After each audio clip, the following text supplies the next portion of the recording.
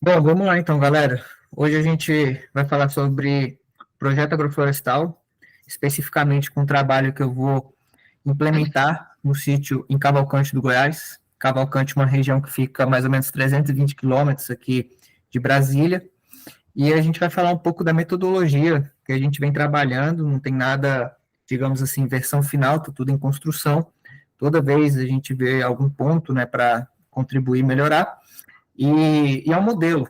Então, é um modelo que ele não vai servir para todas as ocasiões. A gente vai ter que fazer alguns ajustes, sempre que for utilizar em coisas mais específicas.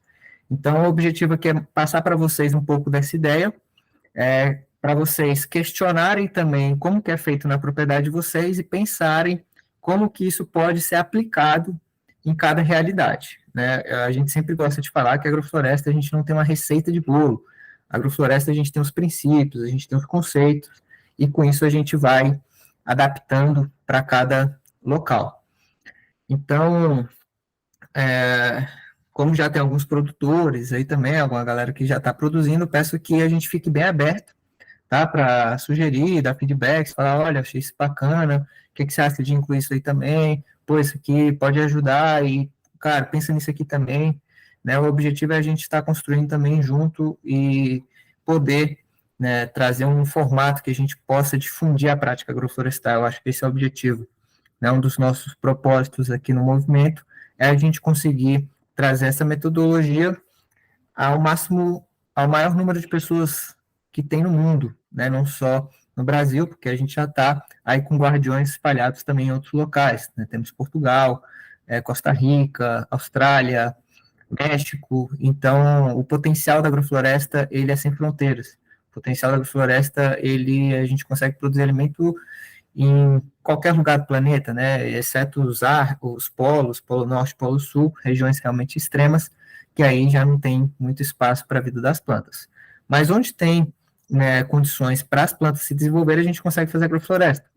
Então, é um dos nossos objetivos, com que essa prática ela seja espalhada para o maior número de pessoas, com técnica, com metodologias, com experiências, com acompanhamento, para que a gente consiga, né, ter cada vez produção de alimentos orgânicos com maior diversidade.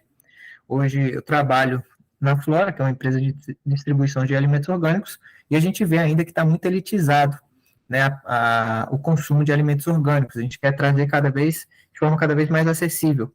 E o objetivo com o movimento é a gente provar que a alimentação orgânica, o produto orgânico, o produto sem agrotóxico, ele não deve ser mais caro. Ele pode ser até um preço mais competitivo, porque essa coisa de querer deixar o produto cada vez mais caro vem de uma indústria que é altamente beneficiada. Então, quando a gente tira o agricultor desse ciclo, desse sistema que tem muito viés econômico, a gente consegue quebrar um pouco dessa cadeia e, com isso, favorecer aí um sistema de produção que ele vai ser mais independente. A gente vai trabalhar mais os processos da natureza do que, de fato, trabalhar a aplicação e a utilização de insumos. Então vamos lá, galera. Vou aqui aumentar a tela. Isso aqui é uma versão, para quem quiser o modelo, né? A gente traz isso para quem é de dentro do movimento dos Guardiões da Floresta. Seja, olha, que vai entrar aqui agora. Seja muito bem-vinda, Francisca, é uma parceira nossa, produtora rural aqui de Brasília. Muito feliz que você está podendo participar aqui com a gente. Francisca, ela é uma das parceiras que contribui para a Rede Flora, né, tem um trabalho bem bacana no Lago Oeste. Seja muito bem-vinda, Francisca. Então, esse trabalho que eu venho fazendo aqui no Guardiões, ele fica disponível, esses modelos, para quem já participa do nosso movimento e para quem ainda não participa, como eu abri essa aula para todos, a gente pode enviar esse modelo de projeto para quem se interessar. Bom, como que é o mapa de trabalho, galera, que a gente geralmente costuma fazer, né? Agrofloresta, eu gosto de falar que a agrofloresta, ela não é um filme, ela não é uma foto, né? A agrofloresta é um filme, não é uma coisa que a gente faz aqui agora e tem ali um ciclo de vida e aí ali acabou. Não, a agrofloresta a gente está em constante dinâmica, né? O ciclo da floresta, então a gente tem tanto plantas de ciclo curto, ciclo médio e também plantas de ciclo longo. Como que eu gosto de organizar as atividades? Primeira etapa é o planejamento, é onde a gente vai realmente analisar as condições do local, as condições, né, por exemplo, clima, vegetação, vamos analisar o relevo, analisar os recursos disponíveis de cada produtor. Em cima disso, a gente vai começar a mapear, né, e começar a pontuar como que vai ser o nosso projeto.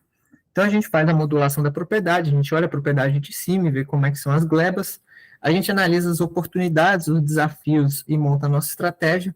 A gente faz o desenho da propriedade, o desenho do plantio, né, onde vão estar cada espécie.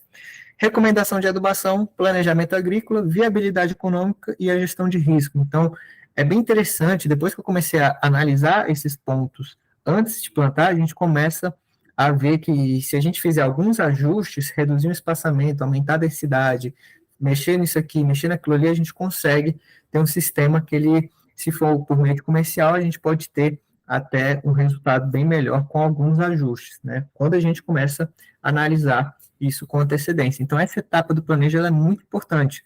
Eu não digo que é uma etapa que a gente tem que gastar a maior parte da energia, né? Porque senão a gente acaba planejando muito, não executa, perde o. Eu comecei a planejar aqui, eu fiquei tanto tempo preso no planejamento que eu perdi a época da chuva e vou plantar lá para final de dezembro. Aí acaba perdendo sentido. Então, o planejamento ele é interessante ser feito com uma antecedência, mas ele é muito importante de ser feito, né? Também não podemos negligenciar. Aí vem a parte da execução, né, onde a gente vai fazer o quê? A parte prática ali, né? O preparo do solo, vai fazer a adubação, vai fazer a irrigação, cobertura, fazer o plantio. Então, é o trabalho ali operacional de início, que geralmente é um trabalho mais extenso, é aquele momento mais dedicado, e, e aí é onde a gente dá o start, realmente na prática, né? Onde a gente faz ali a implementação do nosso sistema. E a parte que eu vejo que exige maior cuidado é realmente a etapa do acompanhamento. É onde a gente vai estar realmente destinando a maior parte do nosso tempo. O Fernando Rebelo do CEPES, ele até diz que na agrofloresta 95% é manejo e 5% plantio. Então é importante realmente a gente dedicar e entender qual que vai ser as minhas atividades necessárias para a gente ter boas colheitas. Então, o que que vem no acompanhamento? Vem as podas, a capina seletiva, adubação de cobertura, colheita, beneficiamento e o manejo em específico, né? Acabei não colocando aqui, mas é o manejo, é a prática do dia a dia. É você fazer ali o raleio, é você ver uma planta que está precisando de uma luz, outra planta que está muito densa, e você não deixar o sistema sobrear por um todo, você fazer ali a taxa de fotossíntese sempre aumentando, porque esse é a engrenagem que vai fazer o sistema girar. Como que a gente vai conseguir reduzir irrigação e a utilização de adubo ao longo do tempo? Fazendo poda, com esse material que a gente vai tirar das árvores, né, e vai colocar ali no solo. Vai estar fornecendo alimento para nós, para os micro-organismos, para a microbiologia do solo. E isso, com o trabalho de tempo, a gente vai formando aquelas camadas, né, aquele solo bem formado, aquele solo preto, que é o que realmente vai gerar fertilidade para as nossas plantas. Então, esse trabalho dessas podas, do manejo, é o que realmente vai trazer para a gente regeneração, vai trazer para a gente um resultado que isso traz um potencial para a agrofloresta que nenhum outro sistema que trabalha com árvores consegue trazer, porque as árvores que vão gerar esse material com lignino, um material com células, né, que vão ser mais difíceis de se decompor, mas que vão gerar mais nutrientes, é isso que vai trazer fertilidade para o nosso ecossistema. Então, o que eu diria, até coloquei maior, é que a fase do acompanhamento na agrofloresta é uma fase que precisa de um cuidado e de uma atenção bem importante, né? Tem várias vezes que o agricultor ele começa uma agrofloresta, ele não se dá muita importância para os manejos e acaba perdendo o controle da situação. O eucalipto fecha muito, e aí as bananeiras com o citro fica muito sombreado, ele fica sem cobertura de solo, mas aí, na verdade, as árvores não estão podadas, ele errou na densidade, não fez um replantio, não fez ali uma contagem do estande de plantas dele. Então, é muito importante a gente ter essa etapa do acompanhamento. Quem for tendo dúvida pode levantar a mão. Bom, Como que, falando agora do meu sítio, né, o que que eu trouxe de informação? O que que a gente vai começar a analisar? Bom, a área total são 12 hectares, né, isso é uma coisa padrão que a gente gosta de trazer, qualquer área total da propriedade, qualquer área com potencial agrícola.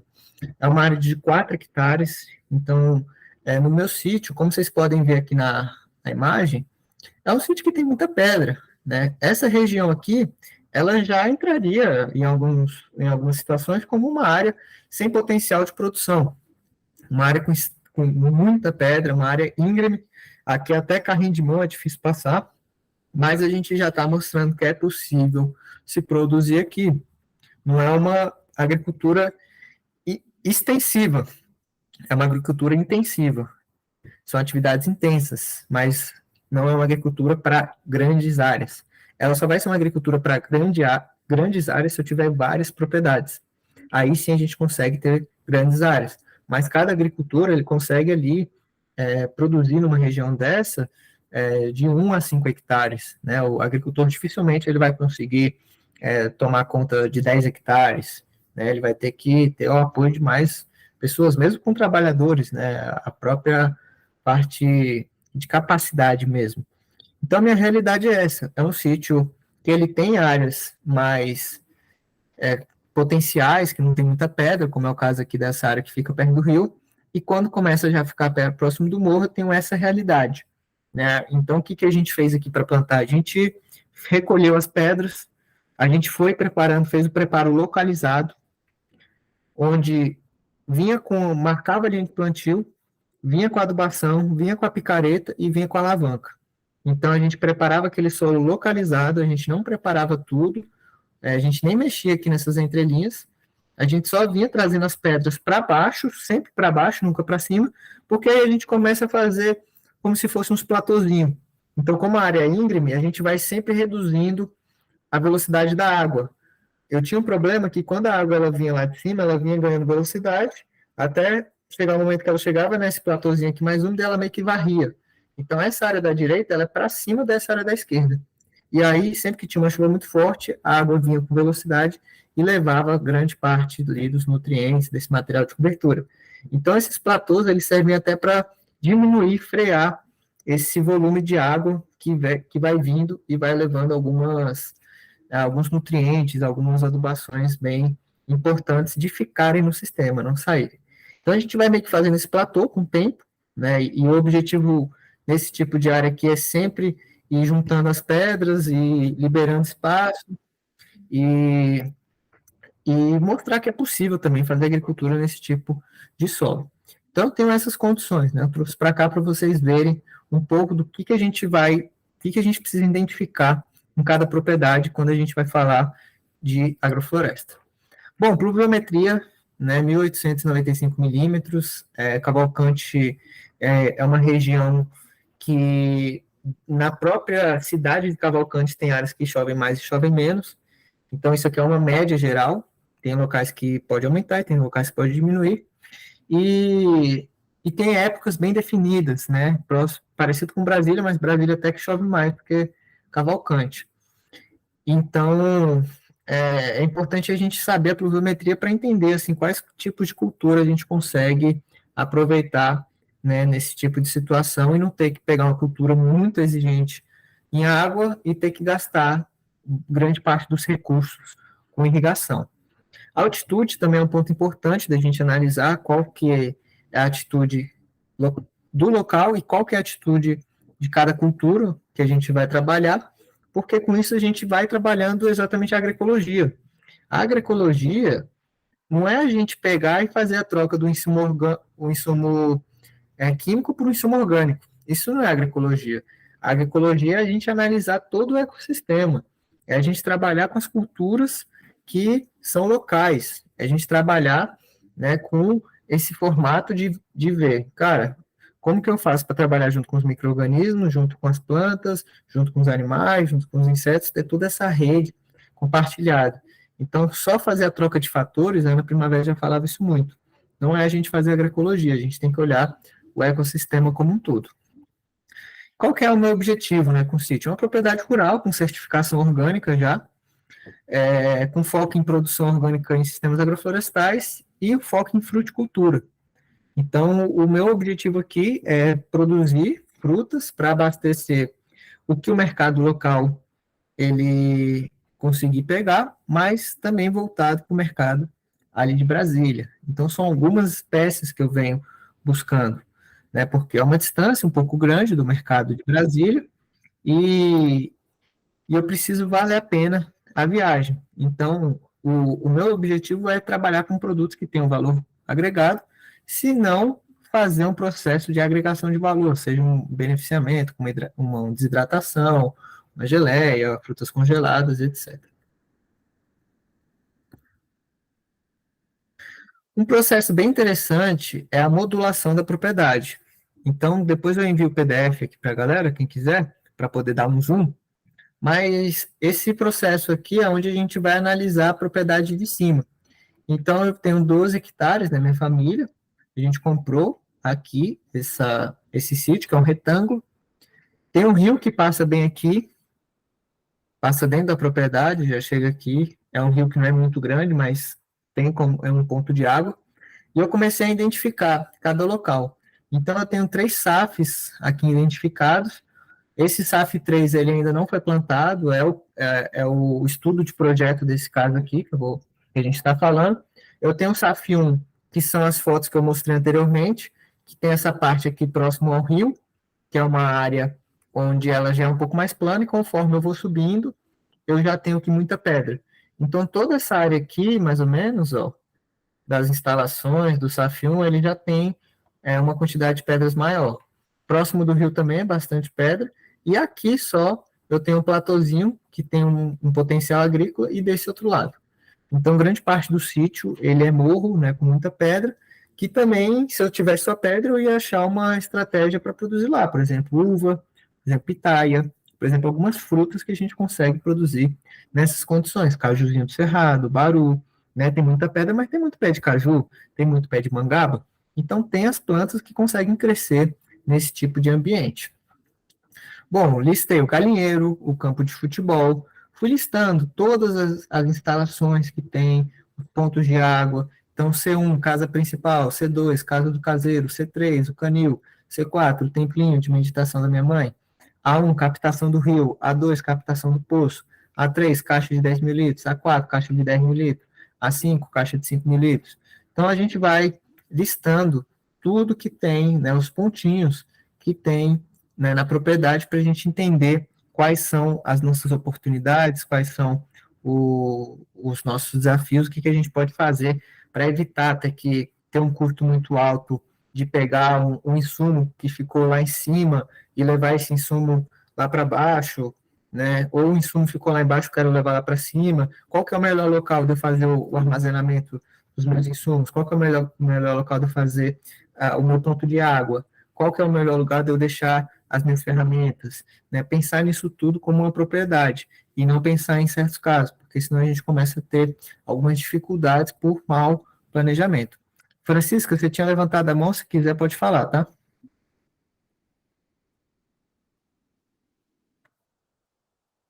Vamos deixar aberto aí, pessoal. Quem quiser pode ir levantando a mão e pode ir mandando pergunta.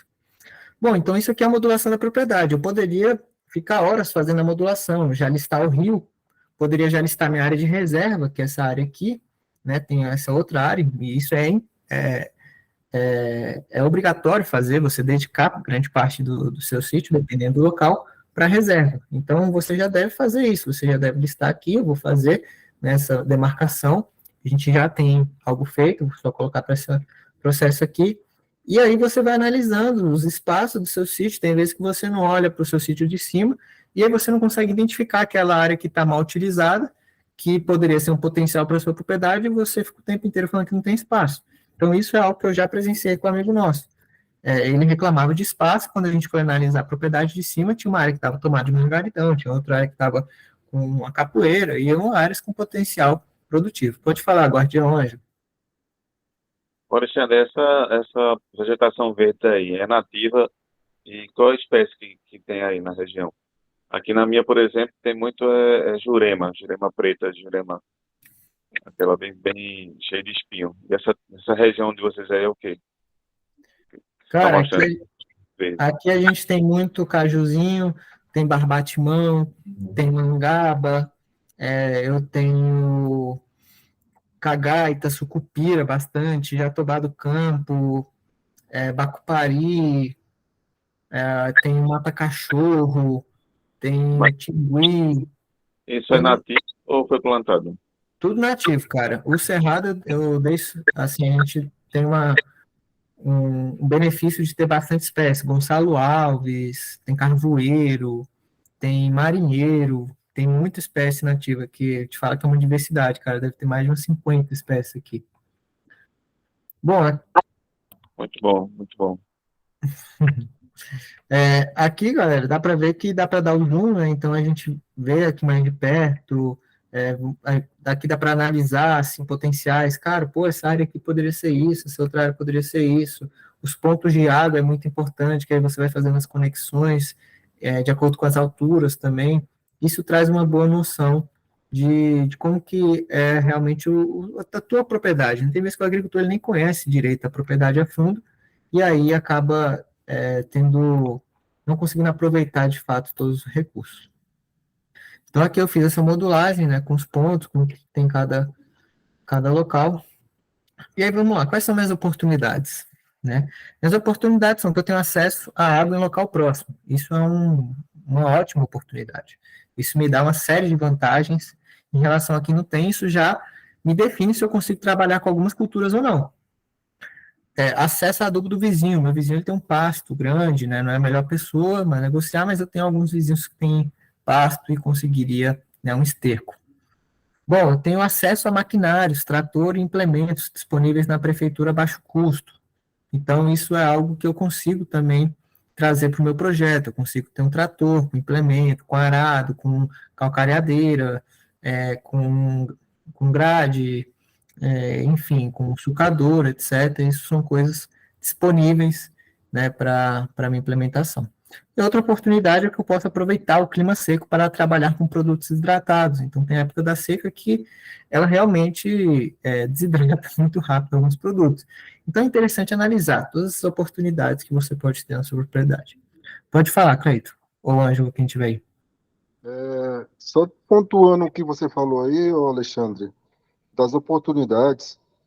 Uma das oportunidades também, se caso as pessoas que têm dificuldade na questão de adquirir os estercos, também está entrando na questão da compostagem orgânica, entendeu? Porque geralmente até os insumos, né, os produtos descartados da própria casa, a gente consegue fazer uma composteira onde a gente pode adquirir esse adubo nas nossas plantas, né, na questão do plantio, na questão da agrofloresta, entendeu? Uhum, exatamente. Cara, o Cleito, isso é uma coisa tão interessante, né, de você conseguir ter a criatividade para isso, porque tem vezes que você não tem nem muito acesso a adubo, não tem nem dinheiro para comprar, porque essas coisas também estão caras. Mas você tem um local na sua cidade que trabalha com peixe, por exemplo. Você pode pegar, falar para esses caras, pegar as tripas do peixe, pegar os negócios, o resto de não sei o quê, de espinho, disso, daquilo. Você pega esse material de graça, isso aí pro cara é um resíduo, você coloca lá uns tonel, vai lá uma vez por semana, ou 2 vezes por semana, pega lá, coloca, vai fazendo os buracos, vai colocando. Puf, puf, puf. Vai fazendo a compostagem natural no próprio local. Você vai aproveitar o resíduo de outra pessoa, que para ele pode ser um problema, mas que tem os nutrientes muito importantes para você conseguir desenvolver as suas plantas. Então, você consegue aproveitar esse material, né, mesmo que você não tenha, mas você pode ter a oportunidade de aproveitar esse material com alguma coisa da cidade. Eu falo isso até porque teve uma pessoa que fez isso, o Valdemir Knupp, que é uma referência no assunto quando a gente fala de punks. Ele deu uma palestra, né, no Art Punk, lá na Embrapa, e ele falou que, ele mora lá na Amazônia, né, ele falou que a propriedade dele lá, o vizinho não conseguia colher um cacho de banana. Ele começou a fazer isso, começou a fazer os buracos, começou a colocar entulho de peixe, resíduo de produção, etc. pegavam, falou que o carro dele ficou a carniça com isso, mas ele fez uns 2 anos de trabalho e ele tá com uma das áreas mais bonitas lá da vizinhança dele. Então, foi um processo só de fazer esse processo de compostagem natural. Pode Isso. falar, Divaldo. Uma dificuldade também que eu vi, cara, igual você está falando de adubo, que tipo, a gente aqui só compra em grande escala, você não acha em pequena escala para vender. Fui comprar adubo para produzir pouca coisa, não achava ninguém para vender, disponibilidade de nenhuma cooperativa, tudo só vendia grande. A única solução que eu achei é ver que alguém que já estava comprando muito e pedir para ele ceder um pouco. Aí ele já comprava a quantidade dele, ele via e cedia um pouco eu precisar, que para ele não ia fazer diferença. Às vezes ficava até irrisório para ele me vender, podia até me dar, dependendo da quantidade. Uhum. Outra saída também era a composteira, né? Porque não tem jeito. Se for produzir, você tem que ter uma composteira pequena. Você não acha o produto para comprar. Exatamente. O Divaldo, para quem não conhece, ele está na região ali de Minas, e uma região que tem um perfil de grandes produtores de grãos, etc.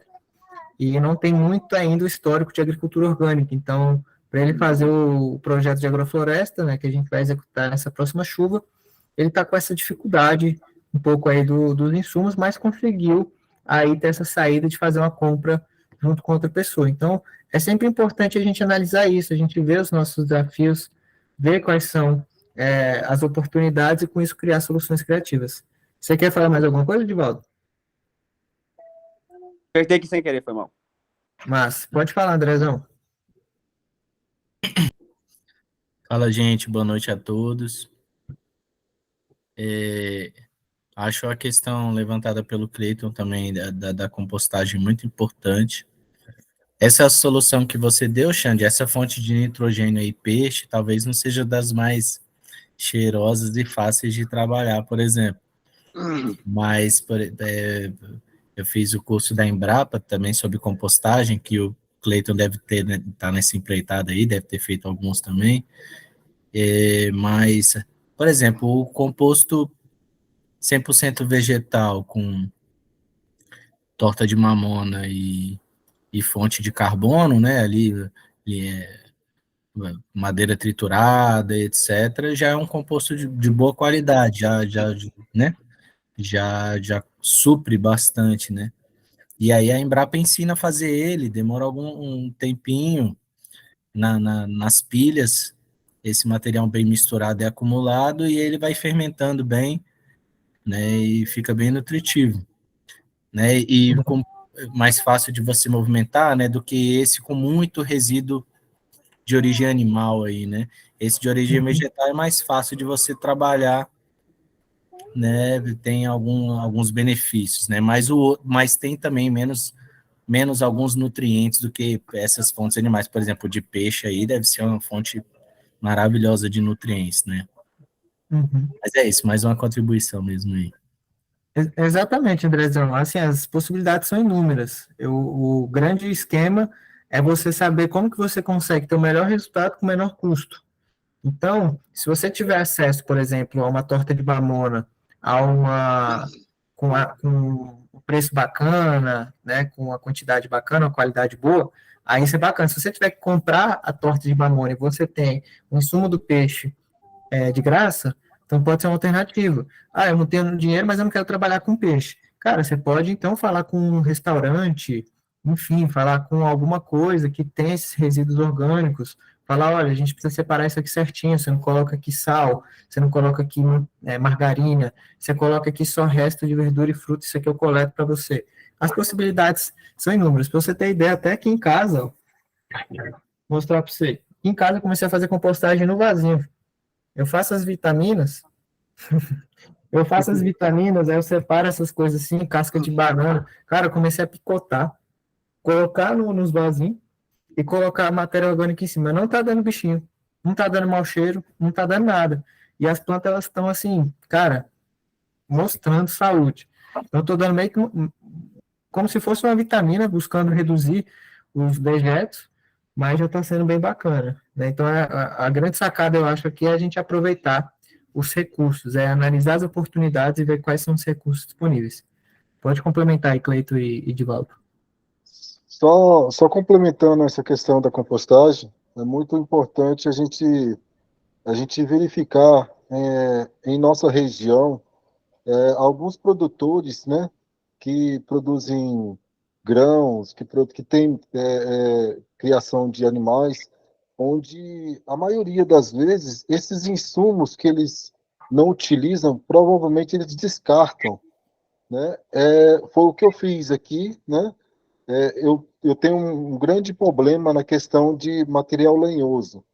Então, eu estou buscando fora da fazenda algumas empresas que produzem feijão, que produzem milho, para que possa estar me fornecendo esse material lenhoso, que nem o sabugo, palha de milho, ou a casquinha do feijão, os restos de feijãozinho que fica, que é rico em nitrogênio. Então, assim, e isso é muito importante, que nem o rapaz aí, que tinha acabado de falar, que na região dele tem muita produção de grãos, é uma ótima oportunidade para ele ir nesse pessoal, ver o que eles fazem com esses insumos, né, que não são utilizados mais, e que possa até estar doando para ele, ou então vendendo num valor bem mais barato, para ele estar substituindo alguns nutrientes, né, na compostagem dele. Uhum. Boa, Cleitão. É isso aí. É a gente achar soluções criativas. Quer complementar aí também, Divaldo? É exatamente isso que eu ia falar, velho. Tinha esquecido o que o André falou, eu lembrei. Aqui mesmo, como a produção de café é muito grande, tipo, as fazendas produzem muita casca de café, vai limpar o café, sobra muita palhada de café, ela é rica pra caramba, eles vão despejam em alguns lugares da cidade, tipo, beirando rodovia de terra já, a galera já vai lá e pega. Você pode ir direto na fazenda mesmo, os caras vão te dar palhada de arroz de graça, essa produção de arroz aqui, os caras jogam tudo fora, casca de arroz, verdura também, joga tudo fora nos negocinhos. Se você for nas fazendas grandes mesmo, de grande produção, as galera joga praticamente tudo fora, não tem saída. Eles fazem favor, sei lá, buscar até adubo mesmo, tem outros caras que você é favor, sei lá, buscar na fazenda deles, ó, uma carreta de adubo para limpar o curral. Daqui a pouco você está vendendo composto aí na sua cidade. Cara, palha de arroz aqui é demais, palha de arroz e casca de arroz, cara, não tem demais. Tudo de graça. É isso mesmo, galera. É importante a gente analisar o que tem disponível de recurso para a gente. Eu já fiz um contato com a madeireira na cidade, peguei a serragem para fazer cobertura. Então, a gente sempre vai ter algumas possibilidades, cada um com a sua realidade, e é por isso que é importante a gente analisar quais são as nossas oportunidades. Segundo ponto é os desafios. Então, o que eu tenho de desafio lá no sítio? Eu tenho um solo muito pedregoso, eu tenho um solo degradado e ácido, alto indício de formiga cortadeira, distância relativamente alta do mercado consumidor, baixa disponibilidade de mão de obra. Então, isso é a minha realidade. Né? E aí eu tenho que já pensar num modelo de agrofloresta que eu vou ter alinhado as minhas oportunidades com os desafios, e aí eu monto a minha estratégia. Então, o que eu pensei em relação com as minhas condições? Utilizar espécies com baixo índice de ataque de formiga cortadeira. Quais vão ser minhas espécies principais? Abacaxi pitaia. Eu tenho uma área que eu não estou lá todos os dias, então a formiga cortadeira ela é uma espécie que do dia para a noite ela pode cortar e quase todo o teu plantio, por exemplo, de maracujá, quase todo o teu plantio, sei lá, de café, de citros, de culturas aí que tem um ataque um pouco mais intensivo. E o abacaxi pitaia não é tão favorável para formiga, embora eu já vi formiga pegar também folha de abacaxi, quando elas estão com muita fome. Então isso é um sinal muito ruim quando as formigas estão pegando seu abacaxi, porque realmente não está tendo quase mais nada para elas comer. Beleza, então trabalhar com abacaxi pitaia. A gente também pensei em fazer no primeiro ano plantio adensado de adubação verde para quebrar essa camada compactada e fazer um processo já de melhoria nas qualidades físicas, químicas e biológicas do meu solo. Então, se eu fosse começar já analisando e trabalhando no solo que ele está bem degradado, que é o histórico da minha área, é um pasto degradado, eu vou ter que ter um trabalho de preparo do solo muito intenso, adubação muito forte, irrigação, etc. Minhas plantas vão precisar de um trabalho muito forte para elas conseguirem prosperar. Ou então eu vou começar a plantar coisas que não têm tanta exigência, mas eu fico um pouco mais restrito. Então, abacaxi pitaia eles vão num solo um pouco mais ácido, mas eles preferem, né, um solo que eles tenham boa qualidade. Então, a minha estratégia vai ser fazer nesse primeiro ano essa adubação verde para fazer ali já até uma geração de matéria orgânica. A aplicação de pó de rocha é adubo orgânico para melhorar a qualidade do solo. Então, a gente vai sim fazer um trabalho de aplicação de adubo para melhorar essas condições. Então, eu trouxe algumas fotos, né? É sempre importante a gente ver as fotos. Olha como é que está o histórico dessa minha área. Esse aqui é o SAF 3, né, em 5 de junho de 2022, do ano passado, quase mais de um ano atrás. E é uma área que na seca tem uma característica muito grande de ficar um solo compactado, um solo duro. Então, dessa área aqui mesmo, vocês terem uma ideia, eu já tirei uma quantidade de barro para fazer adobe. É um barro que ele fica realmente muito duro quando ele fica seco. E ele está entrando, em alguns casos, em processo de desertificação. Então, você vê manchas de solo aqui, que provavelmente a água não infiltra mais.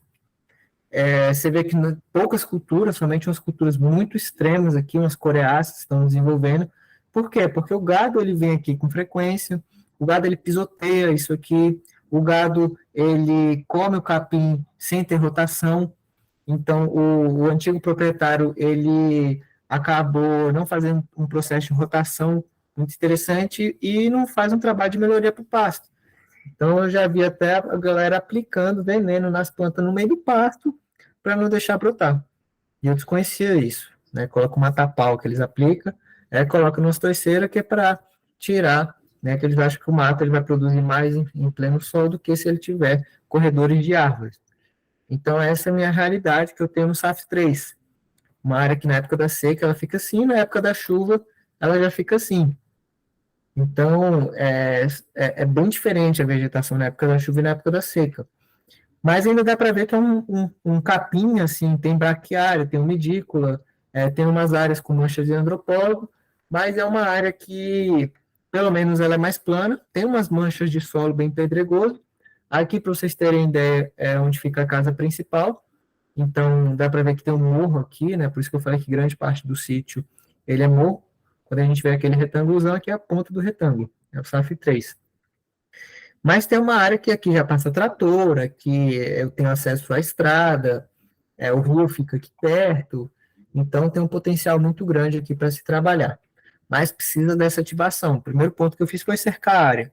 Então, provavelmente, ela já vai estar aqui com uma capoeira acumulada. Esse ano, quando eu for fazer o trabalho de solo, já vai ter um capim crescido pela chuva passada, e isso já vai ter melhorado um pouco a condição do solo.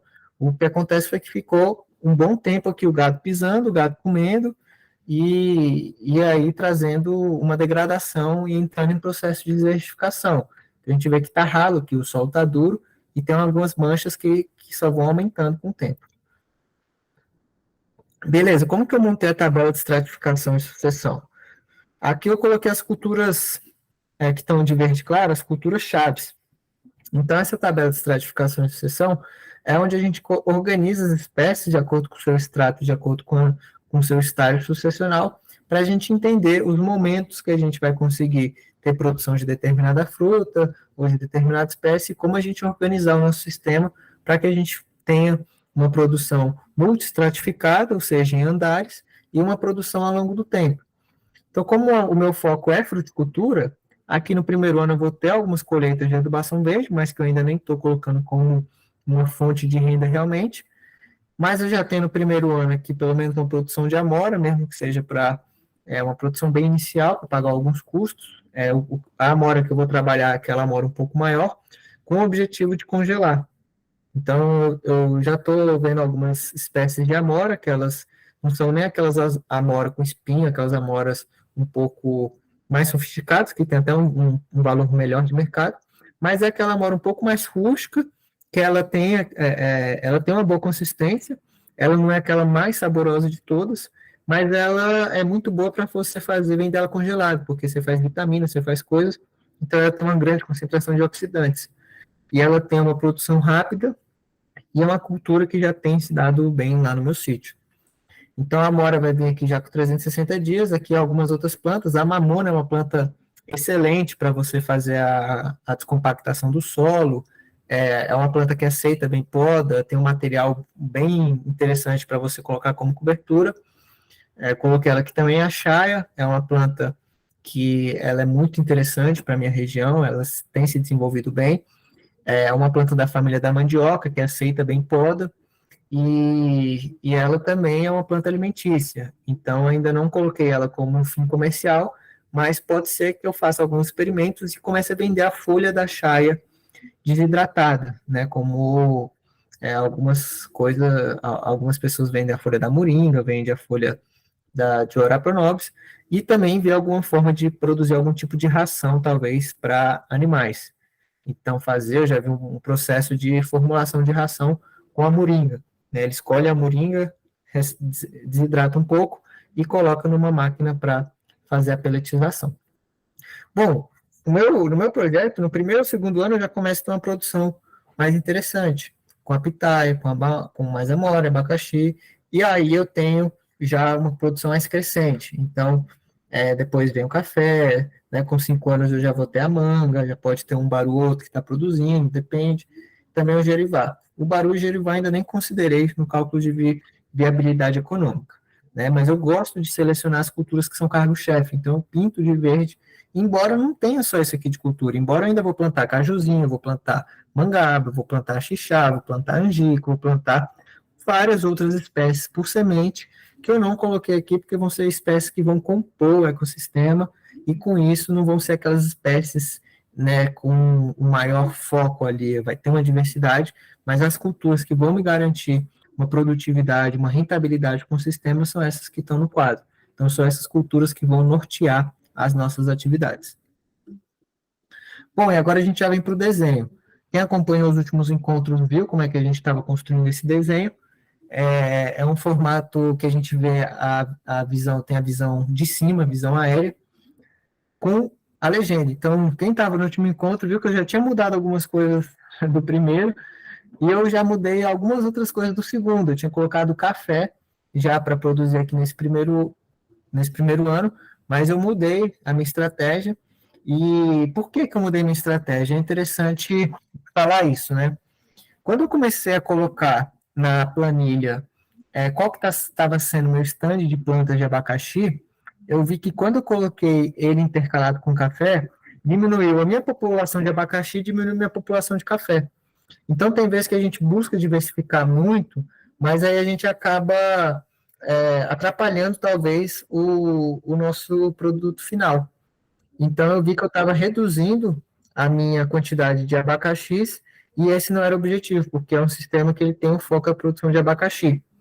Então, eu mudei um pouco, eu decidi colocar o café depois da colheita do abacaxi.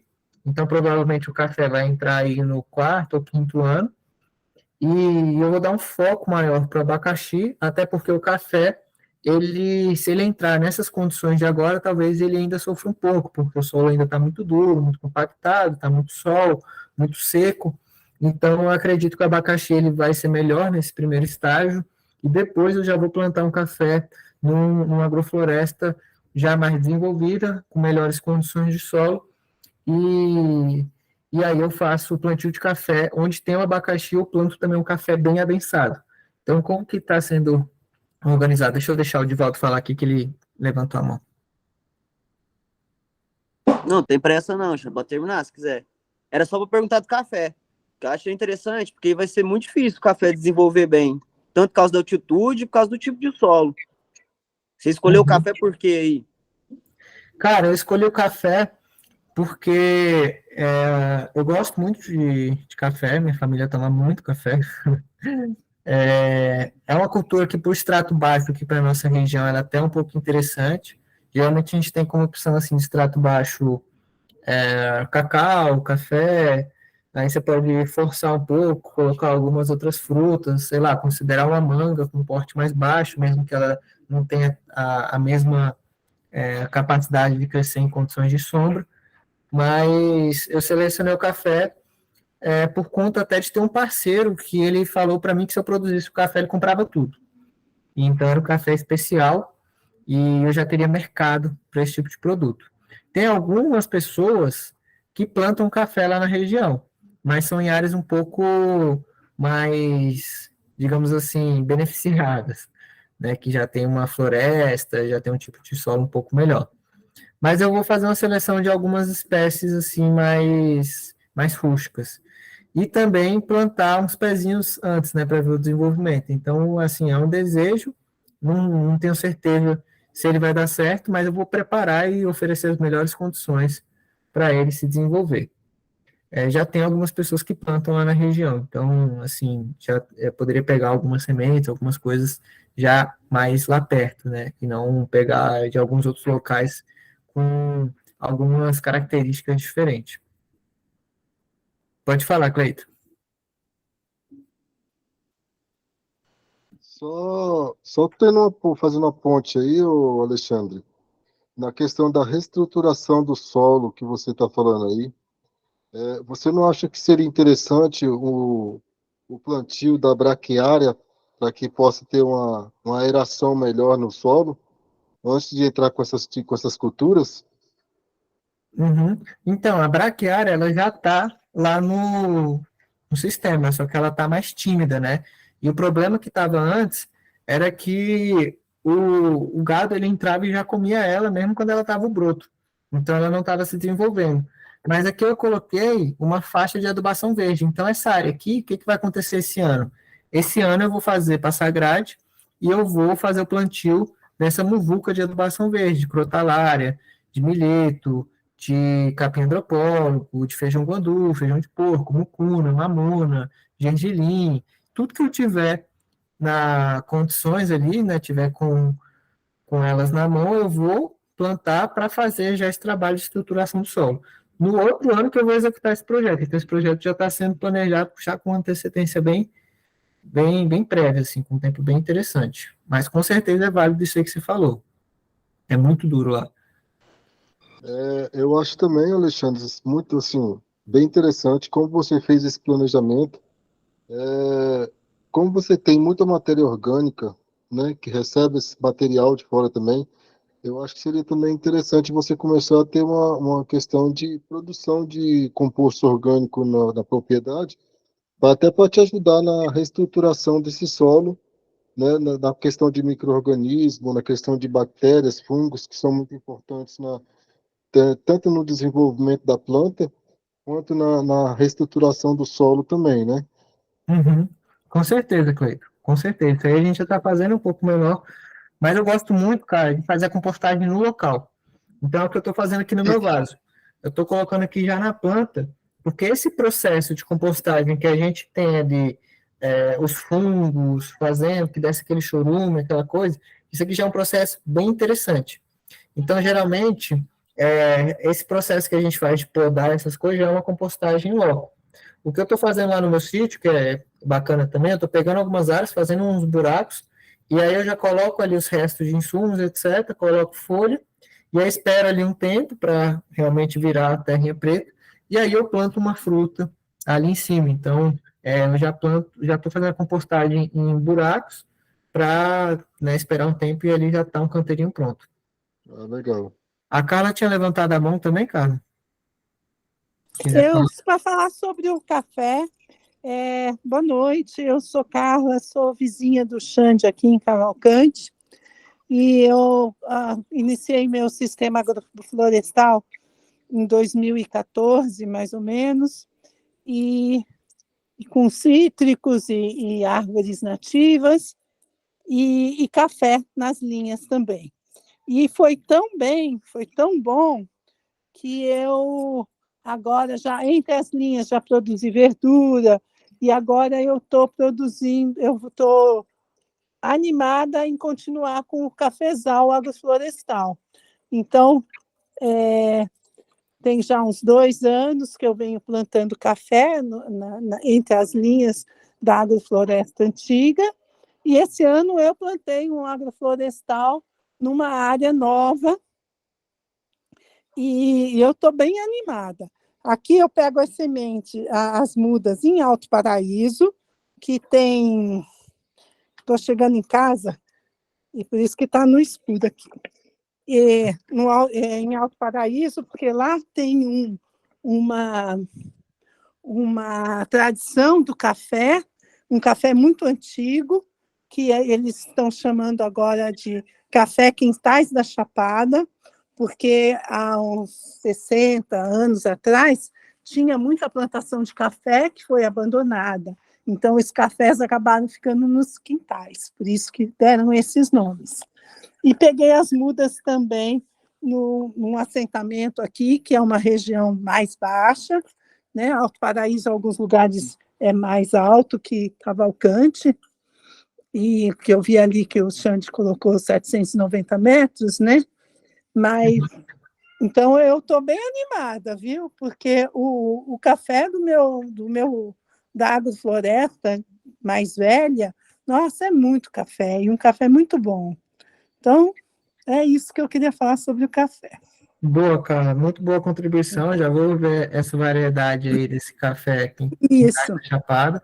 Isso, é inclusive certificado com a gente, é o grupo de Alto Paraíso, lá do assentamento de lá. Ah, bacana. Eu vou fazer essa pesquisa, ver a galera, ver como é que eles plantam. Uhum.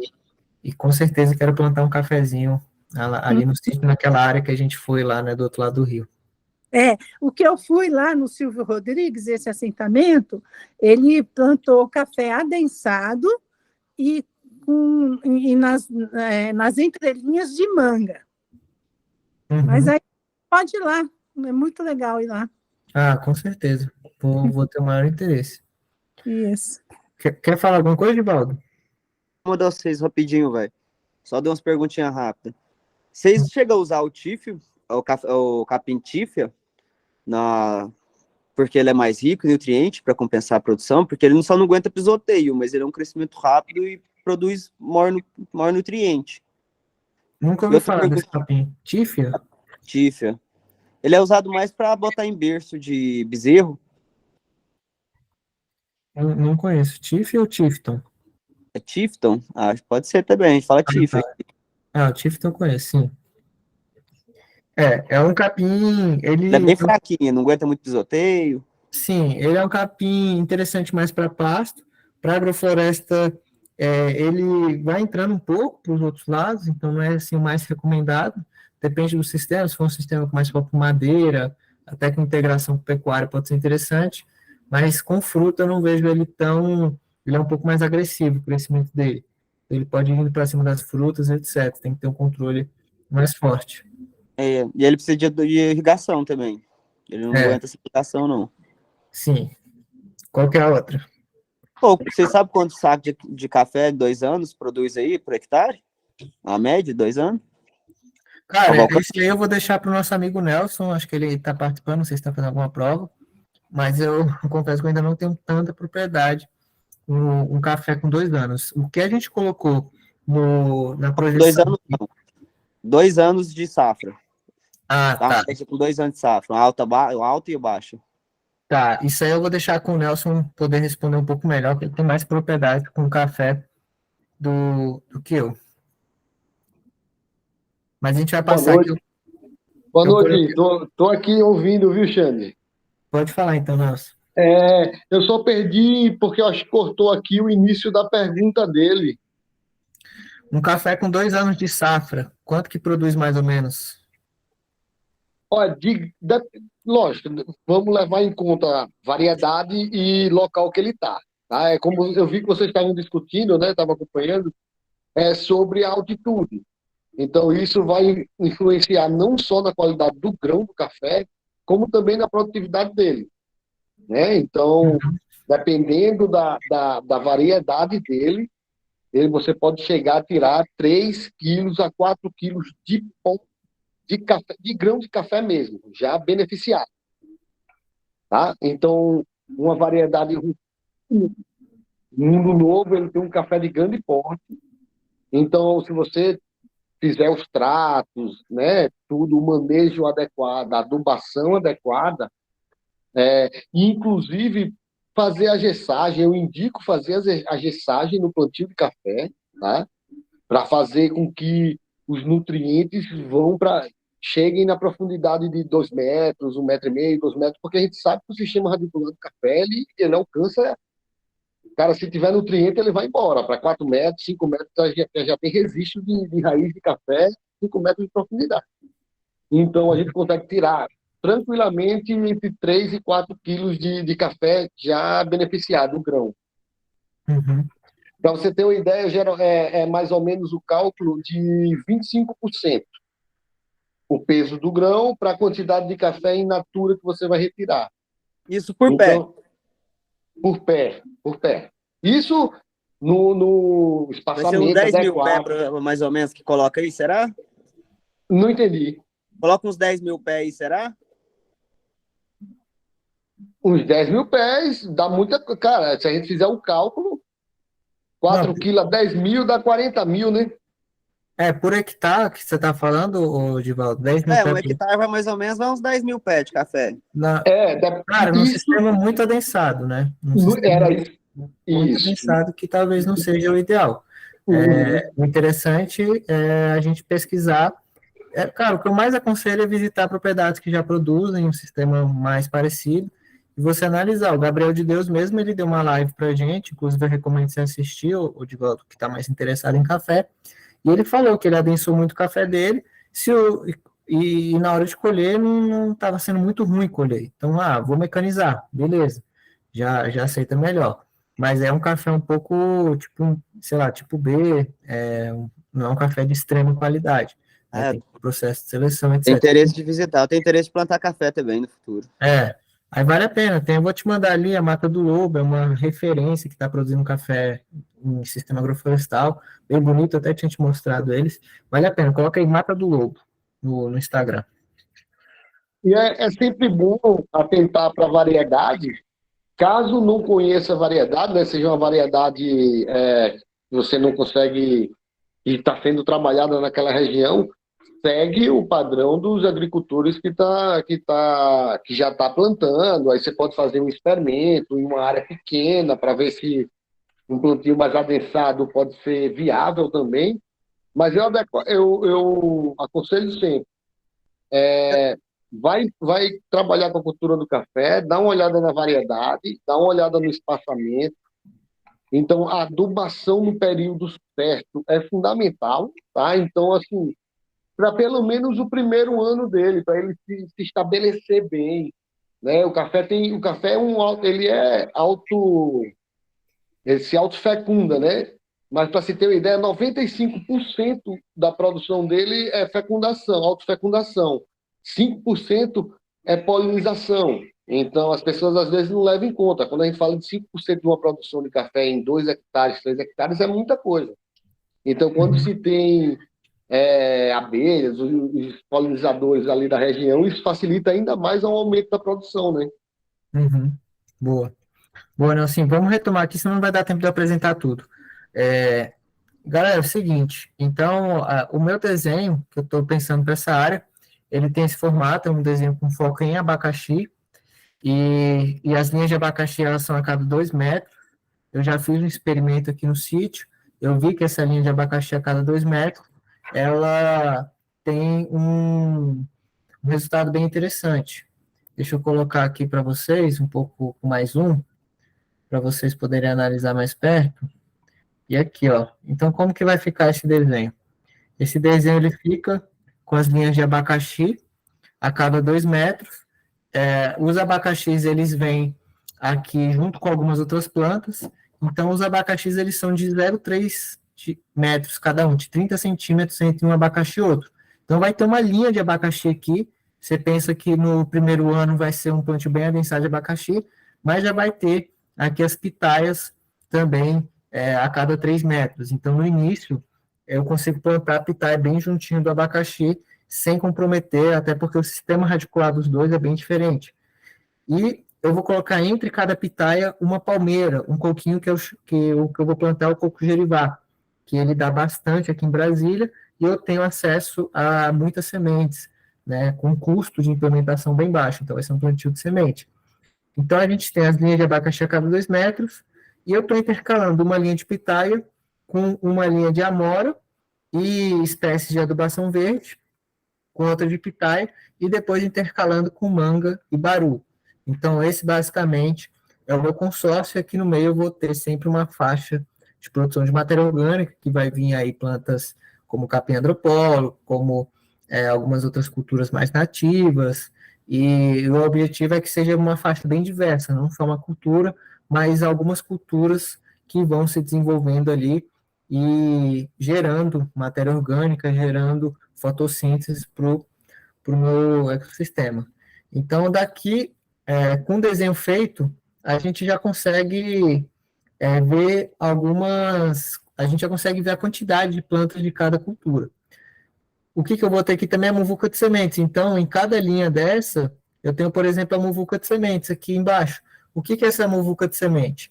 Essa muvuca de semente, ela vai vir aqui entre cada abacaxi, eu vou colocar ali uma muvuca com feijão de porco, feijão guandu, com urucum, com mamão, com angico, com caju, com jatobá, com copaíba, com jurema, com, enfim, uma diversidade de plantas que eu vou estar colocando aqui para selecionar aquelas que vierem mais bonitas. Então, no futuro, isso aqui pode ter uma floresta bem densa, que aí eu vou ter, né, uma densidade bem menor, na verdade, conforme for crescendo, eu vou selecionando as culturas-chave. Então, fora esse desenho que tem aqui já identificado na legenda, a gente vai ter as plantas nativas que vão sendo colhidas, né, com o desenvolvimento aí do ano, em cada etapa do ano, as espécies vão gerando as suas sementes.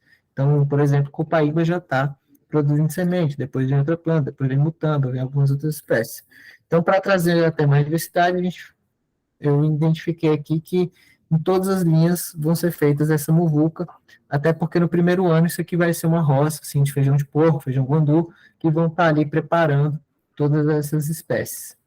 Então, por isso que é importante o manejo. Se eu plantasse isso aqui tudo e não manejasse, eu ia falar que realmente as coisas iriam uma atrapalhar as outras. Então, eu só consigo plantar essa diversidade de espécies se eu estiver ali já me orientando para o manejo. Beleza, então como que vai estar esse sistema agroflorestal com mais ou menos 3 anos de idade? Esse sistema ele vai estar com as linhas aqui, vamos supor, aqui tem a manga, eu tenho um abacaxi, em 2 metros eu tenho outra linha de abacaxi, com pitaia e o coco jerivá. Eu tenho outra linha de abacaxi com gliricídia e amora, com leucena também, com outras culturas. Eu tenho outra linha de abacaxi em 2 metros com pitaia e com o coquinho jerivá, e depois eu tenho outra mangueira sempre com abacaxi. E aí a gente tem uma diversidade de plantas que vão estar crescendo aqui, igual eu falei, o xixá, o cajuzinho, outras plantas nativas. Beleza, com 8 anos, qual que é a minha perspectiva? Com 8 anos, a minha perspectiva é as plantas já terem desenvolvido mais, eu já vou ter tirado o abacaxi, e eu vou plantar o café em todas as linhas. Então, eu vou plantar aqui o café nos espaços que tem o abacaxi, eu vou plantar o café em todos os locais onde tinha abacaxi, e eu vou ter um sistema, já que ele vai estar sendo ocupado pelo café. Então, aqui, por exemplo, ó, aqui onde tem os abacaxis, eu vou plantar um pé de café aqui, um pé de café aqui. Então, como aqui tem 3 metros, o meu pé de café ele vai estar a cada 1,5 metro. Então, 1,5 metro café, 1,5 metro café, 1,5 metro café, em todas as linhas. Então, meu café vai ficar de 1,5 metro por 2 metros. Vai ficar um sistema bem denso. Não sei se o Saulo está aí também, mas o Saulo me fez questionar um pouco disso também, quando a gente pensou sobre o adensamento, do extrato baixo, etc.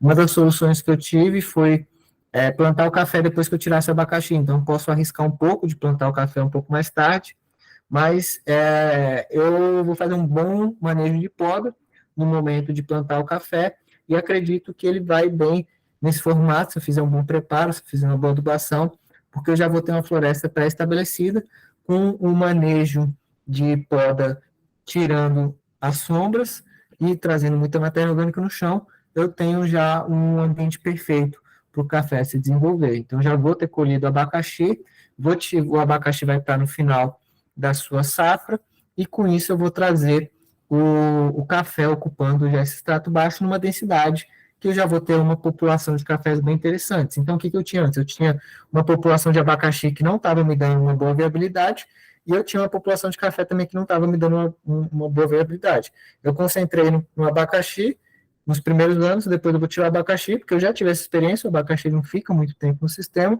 eu tiro o abacaxi e planto café. Vamos abrir rapidinho aí para o Cleiton, então, e para o Saulo na sequência. Só ressaltando aí, ô Alexandre, uma das coisas que eu aprendi no curso de agrofloresta juntamente com você, primeiramente, a gente verificar qual a prioridade, né? E qual que vai ser a fruta que você vai trabalhar, qual que vai ser a sua prioridade, porque como o crescimento de algumas plantas é mais desenvolvida do que as outras, você não pode deixar as maiores sobrepor a sua prioridade de produção, né? Então, por exemplo, se o seu foco é plantio de abacaxi, você não pode deixar o pé de banana sobressair o abacaxi e criar sombra, porque senão você vai ter uma baixa produtividade no abacaxi. E assim por diante. E que nem eu aprendi com você, a gente não pode ter dó de cortar, né? Aprendeu muito, então, é isso aí mesmo. Tá certinho, meu amigo. Tá certinho, a gente não pode ter dó de cortar. Ótima contribuição, Cleiton. Obrigadão. Pode falar, Saulo. Olá. Então, Xande, eu estou nesse ponto aí que você falou, né, que você lembrou. Eu estou nesse ponto de incluir o café. Eu fiz a inclusão do café pela primeira vez. Eu nunca tinha feito isso e eu estava esperando meu sistema avançar um pouco para incluir o café. Mas a gente teve aquela conversa anterior lá atrás com o João, e o João me botou um medo danado, dizendo que o café não vai para frente, se passar de 3 anos não dá para incluir, numa agrofloresta de 2 ou 3 anos já fica difícil de incluir o café. Eu mesmo assim estou incluindo um bom trabalho de manejo para o café entrar, tanto que tive que plantar cobertura para o café perto dele, tipo uma mamona, um bandu, coisas assim, para cobrir o café no início.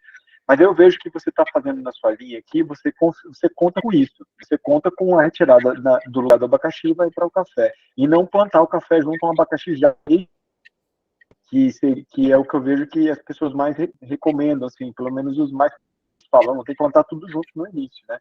Queria que você falasse um pouco mais sobre essa questão de até que ponto dá para fazer isso, porque eu estou gostando de fazer isso muito. Estou incluindo coisas, assim, botei canela no meio uma muda de canela no meio do sistema, assim, e ela foi super bem, com tudo mais já avançado, sabe? Está indo super bem abrindo para ela. Então, eu queria que você falasse sobre. Estou gostando dessa inclusão, então até que ponto a gente pode usar isso e até que ponto é melhor mesmo plantar tudo no início. Uhum. Cara, eu sempre gosto de ver experiências de outros produtores e analisar de fato, porque uma coisa que pode acontecer lá no João pode ser diferente do que acontece, vamos supor, lá na Serra do Caparaó, no outro produtor de café. Então, o que eu estou levando em consideração? Eu estou levando em consideração que o café ele é uma planta de extrato baixo, é uma planta vamos dizer assim, subbosque da floresta, como um cacau. O cacau, o pessoal planta na sombra mesmo, assim.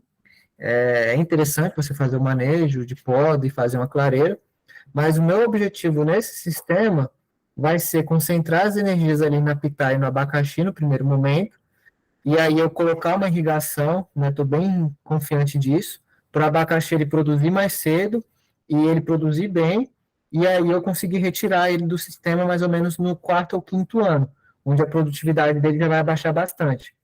Então, eu vou incluir o café realmente num momento mais tardio, onde eu vou ter ali algumas culturas já mais estabelecidas.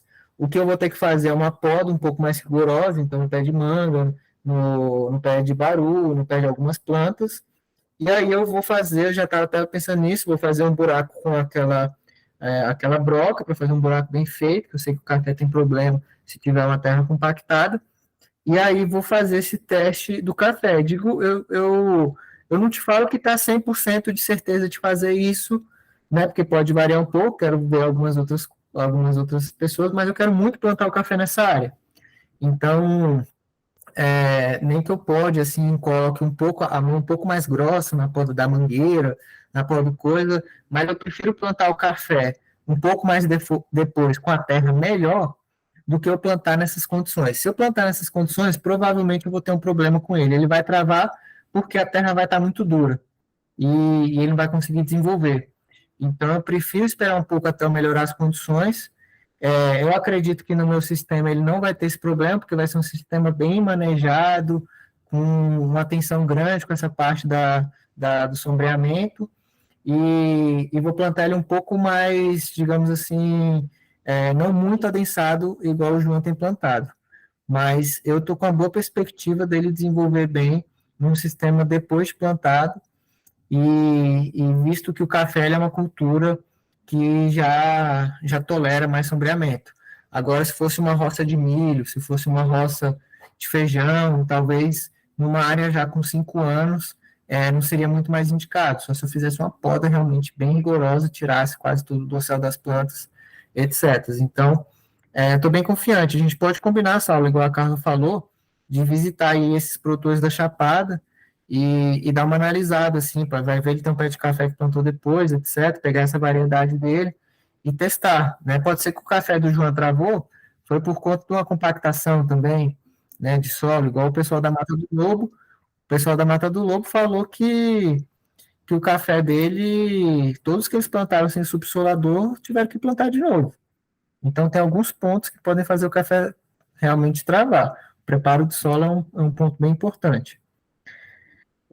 Mas eu vou fazer isso. Eu segui aquela orientação que você me falou de fazer grandes bestos, assim, fiz grandes bestos, tirei muita pedra de dentro, muita mesmo, tive que botar outra terra dentro, eu descartei a terra, trouxe outra terra, enchi o berço com outra terra adubada dentro e plantei o café. Se é para dar errado, eu fiz tudo para não dar. É isso mesmo. Aí, cuidado com essa luminosidade com manejo que eu acredito que vai dar certo. Acho que a Carla pode contribuir um pouco também. Tá sem microfone, Carla, o seu. Quando você falou da terra dura, a minha experiência com o andu é muito bom. Ele fura tudo aqui, esse nosso solo duro, sabe? E aí, então, pondo junto com o café, vai ser bom, né? Uhum. Eu sempre aposto no andu, ele é muito bom. Né? E eu também fiz isso que você fez, Saulo. Como a minha terra ali estava muito fraca, então eu fiz um berço bem grande e trouxe terras de quintais. Então, terras, aqueles quintais antigos com muita manga, jaca, né? Eu dei uma raspada assim, e aí misturei com os adubos, com tudo, porque para ver se ajudava o café nesse início, né? Não, eu vai acho dar que certo, então, gente. Foi exatamente o que eu fiz. Fui buscar a terra lá na floresta, misturei com adubo de galinha, iorim, calcário, fiz uma terra assim. Aquela terra assim, eu estava quase. Então vai dar certo, fiquei mais esperançoso. Fiquei interessado também nessa variedade do café da Chapada, apesar de que eu estou pro lado de Colinas e lá a altitude é bem mais baixa, né, do que em Alto Paraíso. Mas fiquei interessado também em ver essa... Então, aí a gente pode ir lá no assentamento no Rio Bonito, que aí já é mais próximo ali também, né?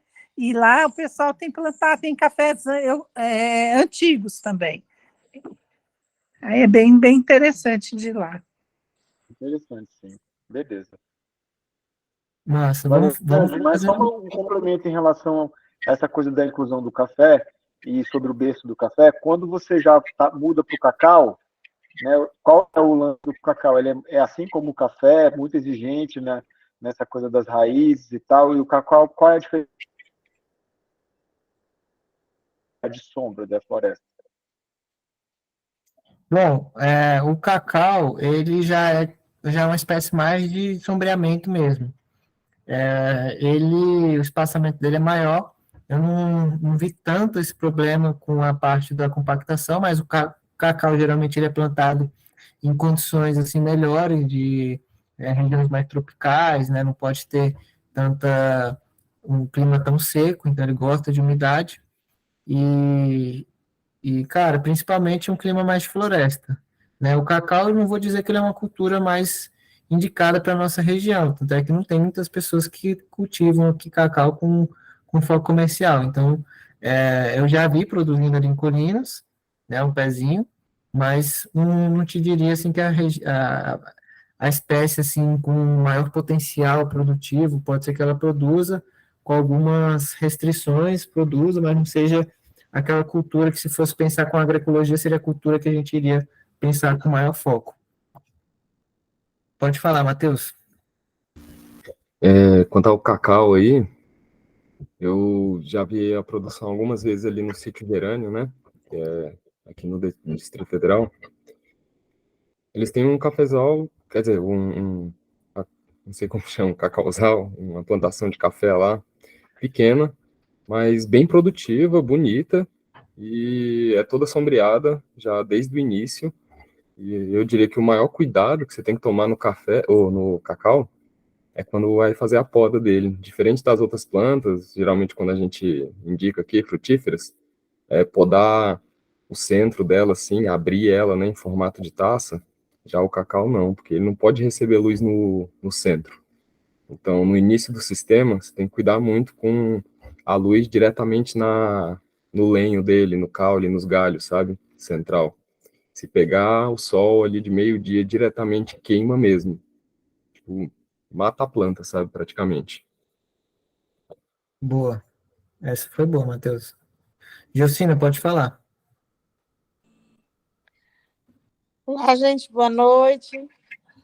Então, o cacau aqui, acho que eu não sei se o Bin Laden está com a gente, né? Mas seria assim, uma pessoa muito boa para falar do cacau, porque aqui ele dá muito bem. Mas eu não tenho experiência. Boa, Jocina. Eu falei com o Bin Laden, que é a pessoa que trabalha lá na propriedade da Jocina, mandei o link, eu não sei se ele conseguiu entrar, mas a gente pode pedir para ele dar uma contribuição lá no grupo.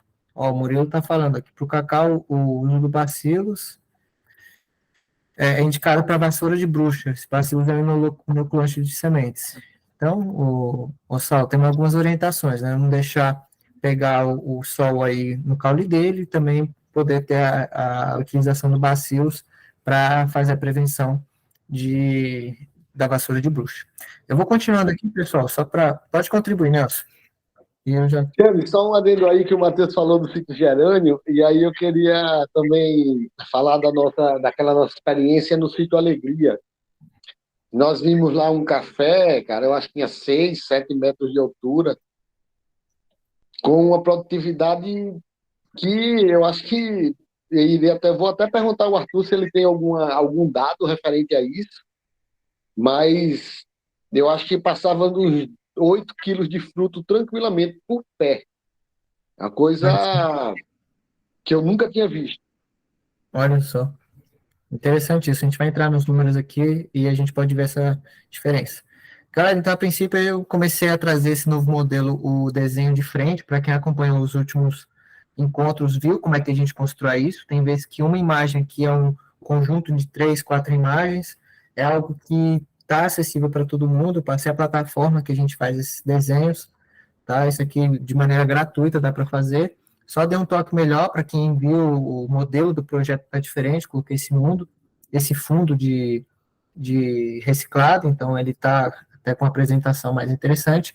E aqui é legal porque a gente vai vendo, né, algumas possíveis introduções, algumas questões. Por exemplo, essa palmeira, ela não estava antes, e eu vi aqui que estava faltando uma cultura. Eu gosto muito de colocar palmeiras sempre na agrofloresta, é uma planta que chama animais, é uma planta que tem subprodutos, tem o palmito, tem os frutos, então é bem interessante. Ela ocupa um espaço que ela nem gera tanta sombra, ela pode gerar uma matéria orgânica, mas ela tem um crescimento mais controlado, então eu sempre gosto de incluir palmeiras, né? Tem a pupunha, que tem uma valorização muito boa também.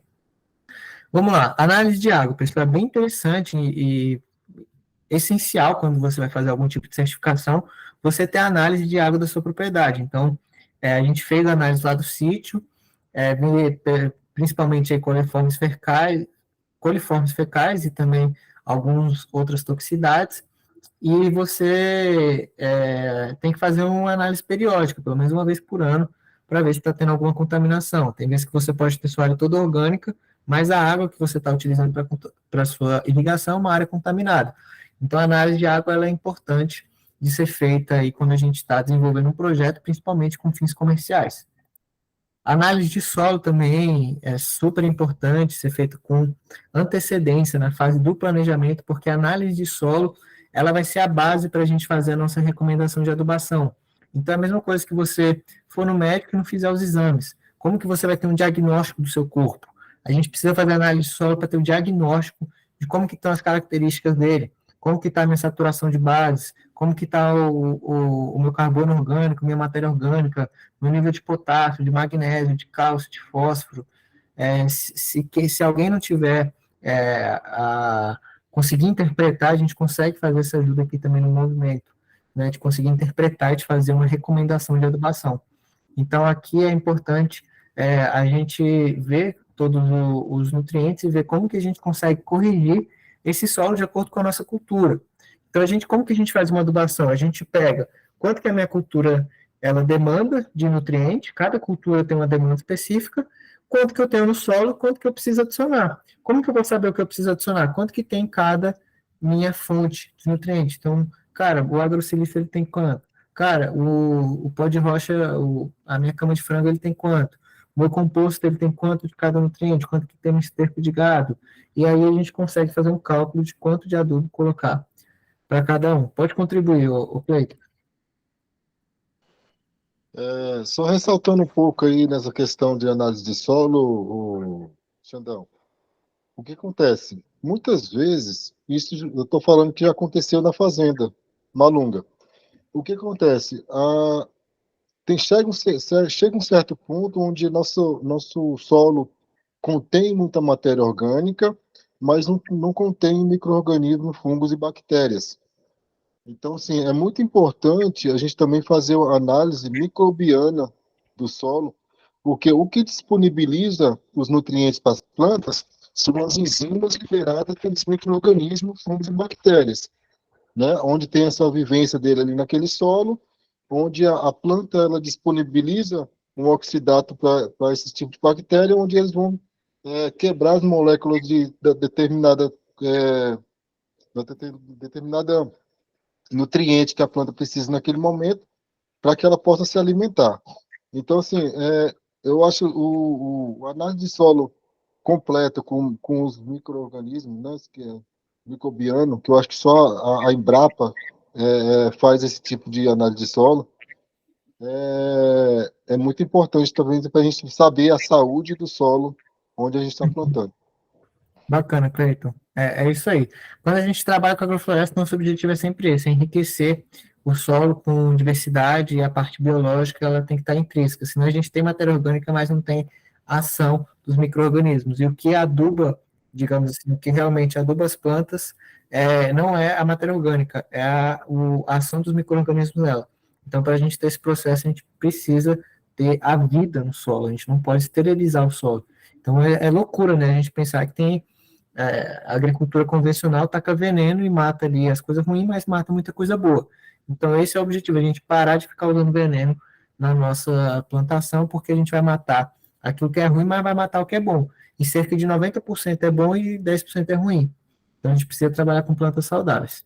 Bom, vamos passando aqui, pessoal. O objetivo é a gente ficar aqui até as 9 horas, então eu vou concluir aqui a parte do projeto e a gente libera ali os momentos finais para ter uma discussão. Quando a gente pegou a análise de solo, a gente pegou as plantas, eu peguei a quantidade de cada planta, eu chego numa recomendação de adubação. Como que eu faço essa recomendação até chegar aqui? Passar para vocês rapidinho o formato que a gente tem desenvolvido aqui.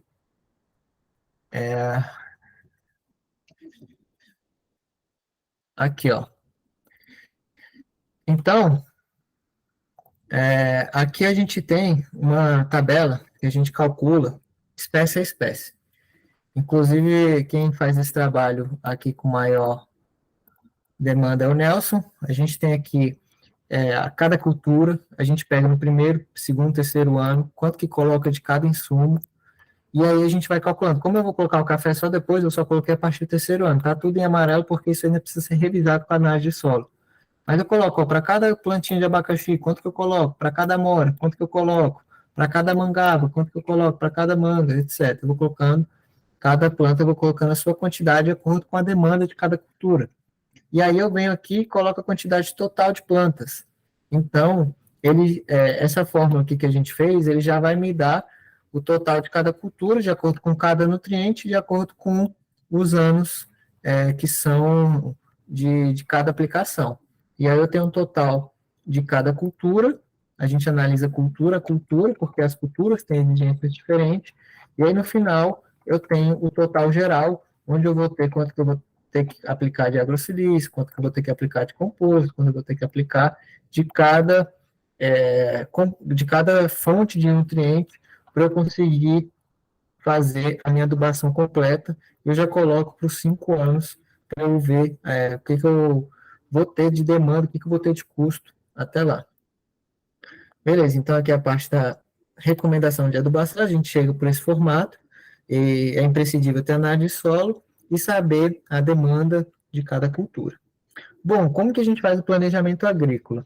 O planejamento agrícola, ele se refere às atividades que a gente vai ter de cada cultura. Então, esse aqui foi um formato que eu mesmo desenvolvi. Então, o que a gente tem aqui, por exemplo? A gente tem as semanas do ano, onde eu começo a minha colheita na semana 104, é onde eu paro o meu planejamento, porque depois começa a repetir as coisas. E aí eu venho aqui, 14 semanas com antecedência, eu tenho que fazer o quê? A análise de solo. Então, o meu planejamento, minhas atividades já tem que começar com quase 3 meses de antecedência. Eu tenho que pegar esse solo, colocar para análise, porque eu posso já, com 12 meses de antecedência, fazer uma adubação verde, fazer uma calagem e encomendar as mudas. Então, é bem interessante a gente se programar com antecedência para conseguir fazer essa adubação verde. Eu conseguir, se eu tenho uma área que não tem nenhuma quantidade de matéria orgânica, como que eu vou fazer a cobertura? Eu vou trazer tudo de fora? Não, eu posso já plantar no local, só que eu preciso de um tempo prévio para conseguir fazer essa adubação verde. Então, com menos 4 semanas, eu tenho que fazer o quê?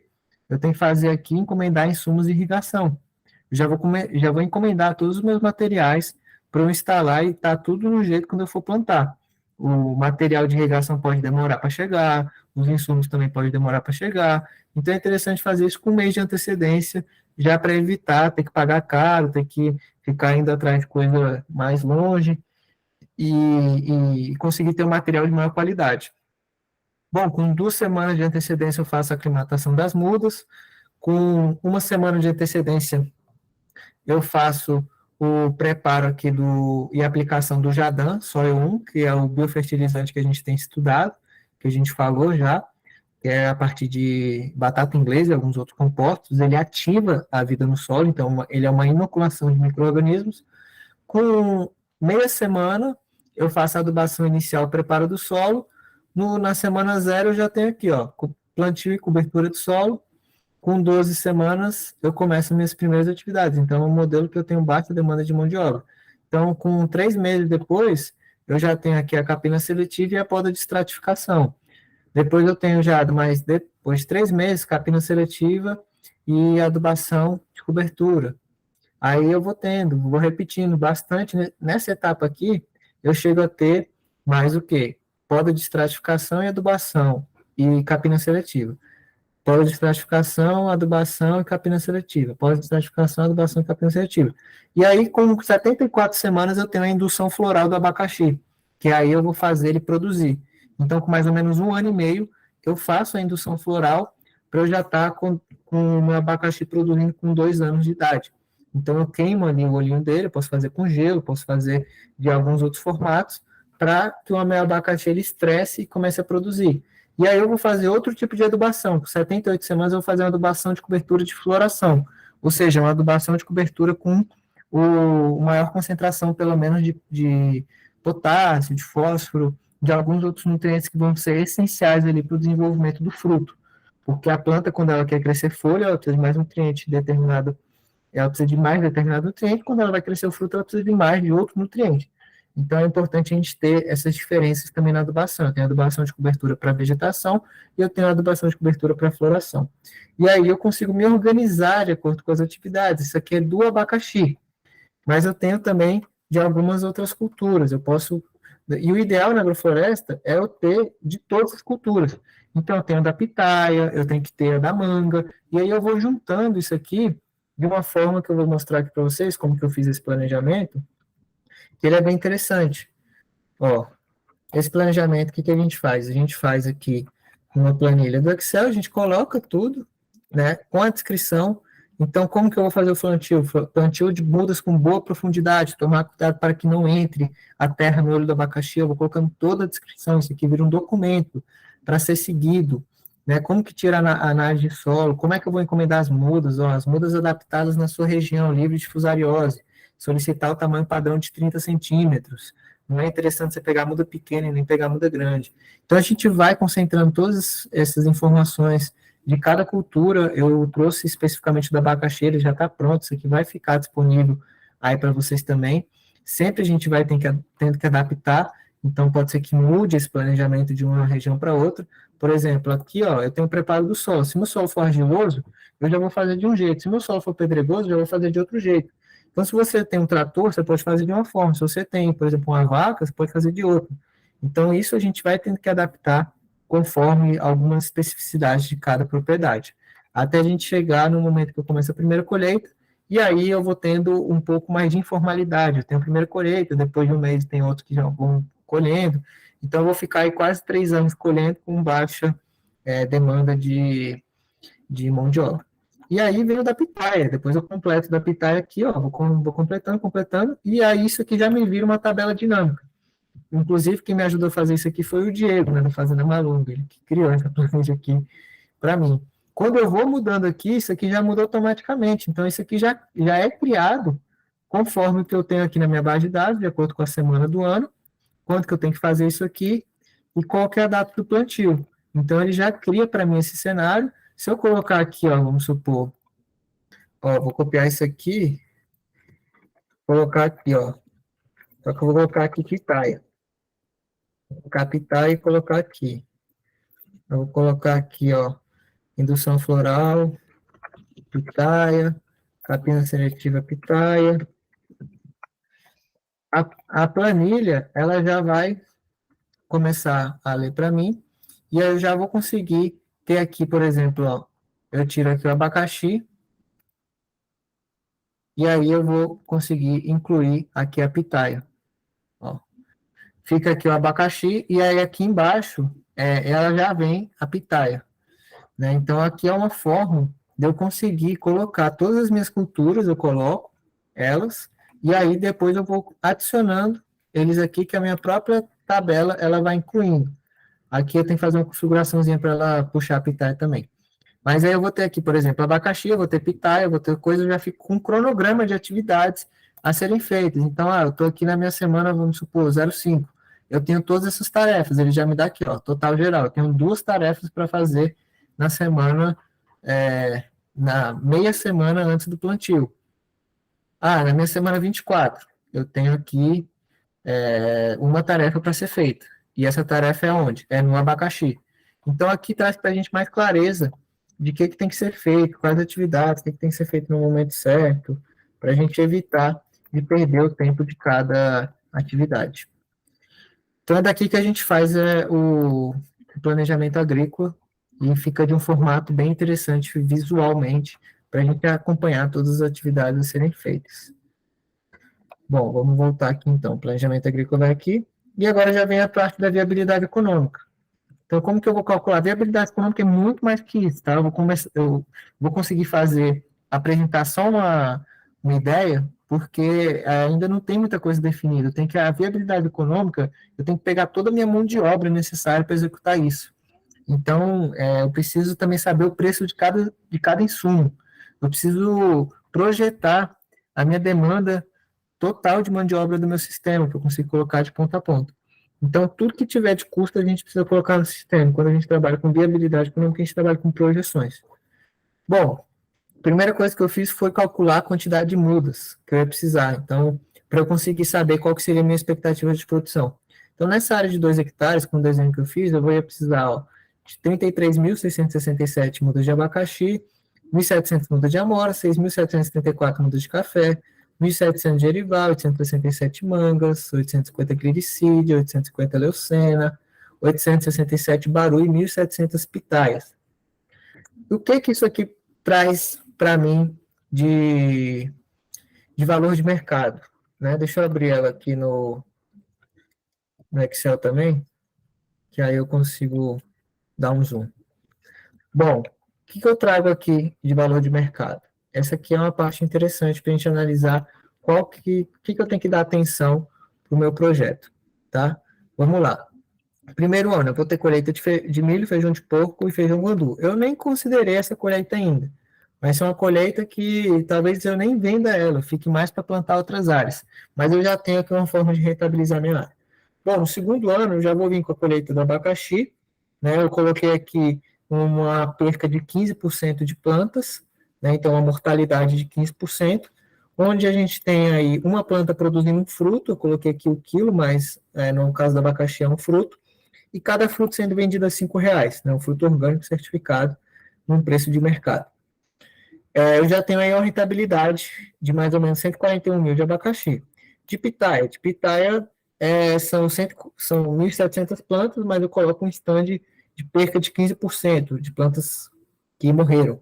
Bom, o quilo da pitaia no segundo ano, eu já coloco uma produção de 8 quilos, pode ser que seja menos, né, mas a média da pitaia está de 8 a 16. Segundo ano ela ainda não produz muito, produz bem pouco, na verdade, então jogando um pouco mais para baixo. Vamos colocar aqui, na verdade, até 6 quilos, né, para ser um pouco mais realista. Com o valor de mercado de R$12 o quilo da pitaia, já tem 104 mil de rentabilidade com pitaia. Então, no segundo ano, eu já consigo fazer uma receita de quase 245 mil com essas plantas. Eu estava vendo a produtividade da amora de mais ou menos 800 gramas. Vamos colocar aqui no segundo ano, ela produziu 500 gramas por planta. Se eu coloco um valor de quilo de mais ou menos, vamos supor, R$35 o quilo da amora congelada, eu vou ter 25 mil de produção de amora. Vamos lá para o terceiro ano, tá? Para o terceiro ano, o abacaxi ele já começa a produzir um pouco menos e a pitaia começa a produzir um pouco mais. Então, vamos lá, o abacaxi ele já está agora com mortalidade de 15% desde o início, mas desses eu ainda perdi 25% de plantas que ficaram mais fracas. Então, eu já coloquei aqui uma diminuição, de acordo com o segundo ano, de 25% a menos. Eu já vou ter 21 mil plantas. Cada planta vai produzir outro fruto, vou vender R$5, eu vou garantir 106 mil de faturamento no terceiro ano. Com a pitaia, eu já vou ter mais produtividade. Então, eu vou conseguir colher quase o dobro. Eu já vou estar com 173 mil. Se eu colocar aqui que a amora também vai me produzir mais, eu vou vender a R$35 o quilo, eu já vou ter ainda mais 30 mil de amora congelada. Então, o que eu consigo ver? Eu consigo ver quais são as minhas culturas que realmente estão me trazendo faturamento. Quais culturas eu tenho que ter ali realmente uma atenção muito grande. No quarto ano, eu já tenho o seguinte, eu já tenho um pouquinho de mais produção de pitaia, já tenho um pouquinho mais de produção de amora, e eu vou ter menos produção de abacaxi. Então, meu abacaxi diminui, a minha pitaia, ela melhora, mas eu já tenho uma diminuição de receita aqui no quarto ano, porque o abacaxi ele já está enfraquecendo. No quinto ano, eu já vou ter o quê? Eu já vou ter a minha amora, 1.301, eu vou ter aqui que ela vai produzir mais ou menos, vamos colocar um 0,8, e eu vou colocar aqui que ela vai estar vendendo a R$35 o quilo, que é mais ou menos o preço que a gente tem pago hoje. Então, no quinto ano, eu já posso começar a colher o café, mas eu imagino que meu café ainda esteja pequeno, talvez eu não colha, mas eu já vou conseguir ter a pitaia produzindo mais ainda, porque ela já vai estar bem mais desenvolvida, chegando a produzir 15 quilos. Ela vai ter diminuído um pouco o número de plantas, por plantas que morreram, etc. Então, aqui eu já diminuí, do terceiro para o quarto ano, eu já diminuí minha população de pitaia e população de amora.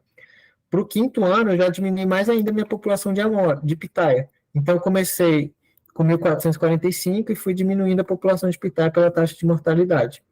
Agora, eu já vou ter 1.156 pés de pitaia que vão me produzir mais, vou ter cerca de 208 mil de faturamento com a pitaia. A amora, eu já vou ter aí uma produção mais constante, mas ela não vai ser a cultura que vai me dar mais rentabilidade, até porque ela está no espaçamento maior. E a manga, ela já vai vir contribuindo. A manga é uma cultura que ela apresenta uma viabilidade muito boa. Então, eu vou ter 737 plantas.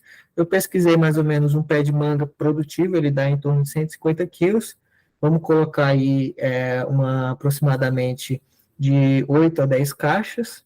é uma produtividade relativamente tranquila de atingir, e isso se eu vender a R$ 5 o quilo, eu vou ter aí uma rentabilidade de quase 552 mil de manga. Então, o que isso aqui traz para a gente? Traz para a gente o seguinte, cara, se eu aumentar muito o espaçamento da minha manga, eu vou ficar com menos plantas, talvez eu tenha menos produtividade com ela. Isso aqui já afeta bastante o meu resultado. Olha, se eu aumentar muito meu espaçamento da pitaia, eu também perco uma receita interessante. Então, isso me fez ajustar o desenho para que eu aumentasse a densidade de abacaxi, eu mantesse o espaçamento mais curto para a pitaia, não colocasse tanto, porque ela vem uma espécie muito importante para a rentabilidade do negócio. E eu nem coloquei aqui ainda o baru, não coloquei algumas outras plantas, o café, que vão trazer aí uma perspectiva. Com isso, eu já sei que eu tenho aí mais ou menos em 5 anos uma receita de mais ou menos 1.281.716, considerando todas as culturas numa área de mais ou menos 2 hectares. Isso me dá também uma projeção de quanto que eu consigo gastar com cada cultura, quanto que eu posso apresentar, seja para uma instituição de financiamento, qual que é a minha perspectiva de colheita com o meu trabalho. E aí eu venho colocando meus custos, né? Quanto que eu gastei de insumo, de muda, de implementação, de frete, para cada ano, eu tenho que ter a projeção também. Isso aqui é uma das coisas que é mais difícil de fazer, que é muito também negligenciada, mas que é muito importante. Quantas pessoas eu preciso para cuidar de 2 hectares de abacaxi, para cuidar de 2 hectares de pitaia, quais são, e como é que eu calculo isso? A partir do plano de manejo. Então, o plano de manejo, como eu estava mostrando aqui do abacaxi, eu já posso ter aqui uma expectativa de mão de obra. Então, aqui, por exemplo, quantas pessoas para fazer solo? Nenhuma. Preparo do solo, quantas diárias eu vou ter que gastar, quanto de trator, vai ser um trator, eu vou ter que alugar, quantas horas, etc. Com isso, eu já vou fazendo todo o trabalho, né, de custo que eu vou ter com a produção, de acordo com as atividades de cada cultura. Por isso que é importante também fazer esse planejamento agrícola para a gente entender qual vai ser a demanda de pessoas, a demanda de insumos para cada um. Minha adubação de cobertura aqui, beleza, quanto que eu vou gastar nessa adubação de cobertura? Vou ter que comprar o bocacho, vou ter que fazer isso. Quanto que vai ser? Quantas pessoas para aplicar? Que tipo de ferramentas eu vou precisar ter? Né? Isso tudo a gente vai construindo o nosso projeto. Então, a análise de viabilidade, ela vem com projeção de receita, projeção de despesa, tem alguns indicadores também, né, que a gente analisa, quanto que o meu sistema ele vai conseguir pagar no investimento, né, mais ou menos payback, tem alguns outros fatores que estão sendo colocados, alguns parâmetros que a gente coloca para analisar a viabilidade de um sistema agroflorestal. Então, isso tudo está sendo desenvolvido com a gente, são coisas que ainda não tem muito em livros, né, coisas que a gente está trabalhando ao máximo para conseguir difundir.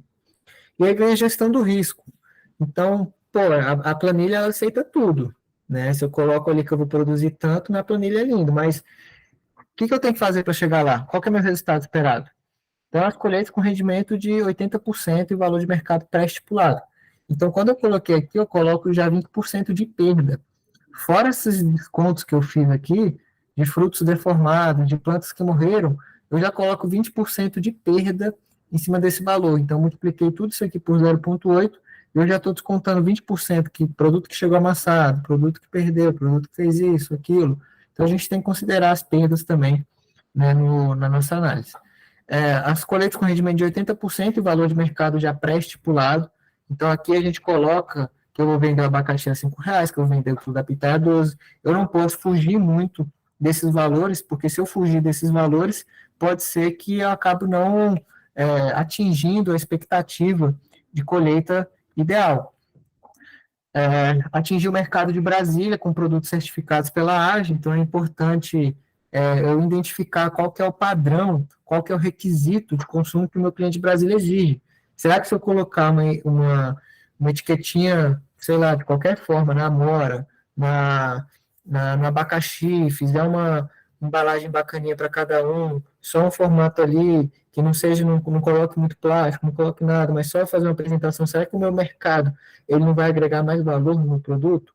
É um mercado muito exigente, como que ele exige esse produto ele tem que estar grande, tem que estar pequeno, ele quer maduro, ele quer verde, como que eu vou fazer para trabalhar isso aí? Então, é importante a gente analisar qual que é o padrão, o requisito que o meu cliente vai querer, como que eu consigo chegar lá, e o que que pode dar errado na produção. Como que eu vou prevenir ou eu vou combater? Eu até coloquei prevenir como letra maiúscula, porque esse é o nosso foco na agroecologia.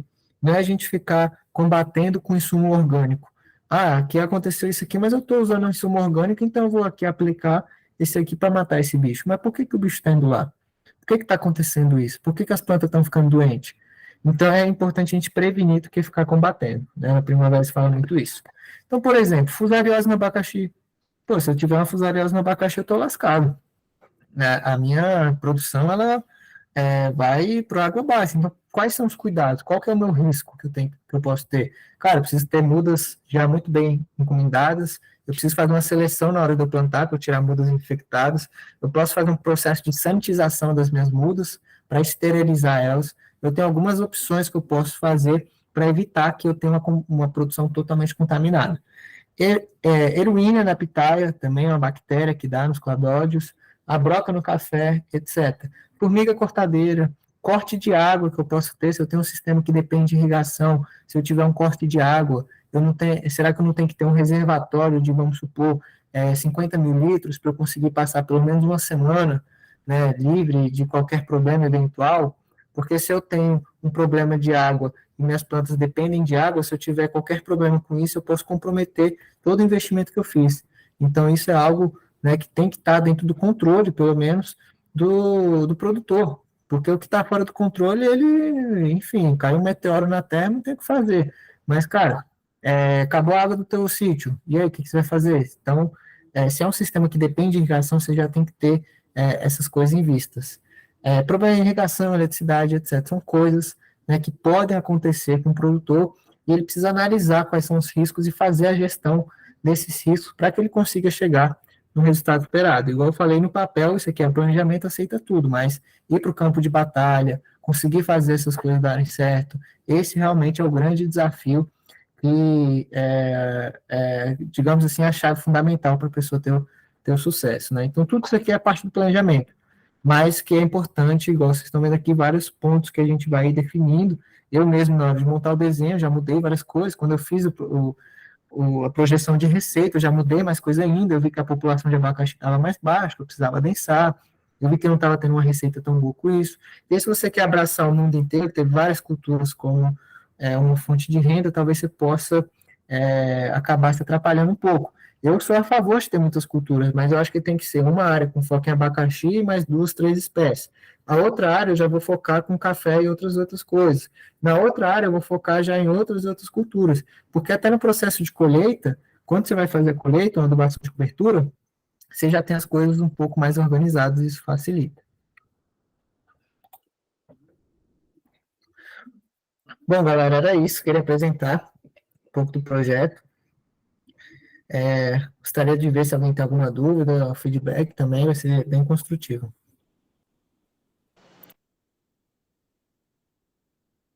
Pode falar, Cleiton. Eu acho que essa aula foi bem produtiva, né, para a gente entender um pouco sobre a questão de produtividade na agrofloresta. Essa questão da viabilidade também, né, de qual produto que eu vou produzir para que eu possa ter uma rentabilidade mais rápida, né, no meu processo, porque senão, se você ter uma produtividade de um círculo perene, que vai te trazer um lucro só daqui 5 anos, você tem que ter todo um processo, todo um investimento já guardado para isso, né? Sabendo que você vai ter um retorno dessa economia, desse seu financiamento, desse crescimento, né? Daqui só 5 anos. Então, o que eu posso fazer nesse tempo de período para mim ter uma lucratividade dentro dessa área plantada, né? Eu acho muito importante também essa questão agora mexendo com composto, se tornando um especialista em composto orgânico, saber também a questão o que tem no seu solo, qual é a questão da vida no solo, né? Porque se a planta está bem nutrida, né, dificilmente ela vai estar doente, porque a gente a metodologia da agrofloresta, né? É trazer todos esses nutrientes, todas essas bactérias para a planta, para que a gente possa utilizar o mínimo ou quase nada de defensivos orgânicos em cima dessa planta, né? Então, se ela é uma planta bem nutrida, com todos os nutrientes, com todas as bactérias, fungos que ajudam no crescimento dela, se ela se torna uma planta saudável, difícil de pegar doença e que vai te trazer uma renda mais rápida possível. Então, eu acho que sempre inicia-se tudo na questão de adubação, como é que você vai preparar seu solo. Muito importante a questão que você levantou aí da análise de solo, né? O tipo de material que você vai utilizar. Então, foi bem bacana essa aula para a gente ter essa visão mesmo, como a gente produz, né, dentro da agrofloresta, porque na metodologia da cabeça de muita gente, é quase impossível, né, plantar em locais muito adensados, onde tem muita árvore, muita sombra, mas só que esse manejo que você faz que é o diferencial, né? Isso, o Cleiton, agradecer muito aí sua presença também, é um prazer para a gente estar recebendo você, que já é um parceiro, e também recebendo você que representa aí a Fazenda Malunga. Para a gente é bem interessante também que esse conhecimento ele seja difundido, então é o maior prazer da gente estar apresentando isso para você, e você estar podendo ter mais assim, conhecimento de como é uma forma diferente, né, de produzir, e como a gente poder conciliar Fazenda Malunga, que é uma referência em produção aqui orgânica. Então, eu agradeço também aí todo o conhecimento que você trouxe aí e compartilhou com a gente, cara. Prazerzão aí ter você com a gente. Eu que agradeço o convite, Alexandre, né? E se especializando aqui em composto, logo, logo, quem sabe a gente não faz uma aula também sobre compostagem orgânica, né? Eu acho que, eu acho que muita gente, assim, possa achar interessante essa questão de adubação orgânica também. Coisa que a gente pode fazer na nossa própria casa, no cantinho do nosso lote, coisas que a gente possa estar jogando fora, sendo que a gente pode estar trazendo um bom composto para nossas plantas, para nossa cultivares. Perfeito, Cleiton. Obrigadão mesmo aí, agradeço a sua participação. Nada. Vamos abrir aí para o Divaldo aí, que levantou a mão também. Fala pra gente, Divaldo, o que você achou aí dessa aula? Pá, boa noite, vou agradecer, foi muito bom, velho. Principalmente essa planilha aí, velho. Esse planejamento seu tá sensacional, velho. Faz muita diferença. Ainda mais você calcular o tempo que você vai gastar para colher e a época de cada um vai dar, para você já fazer um cronograma, você já colher já terminar, já começar a outra cultura lá. Achei muito, muito bom mesmo.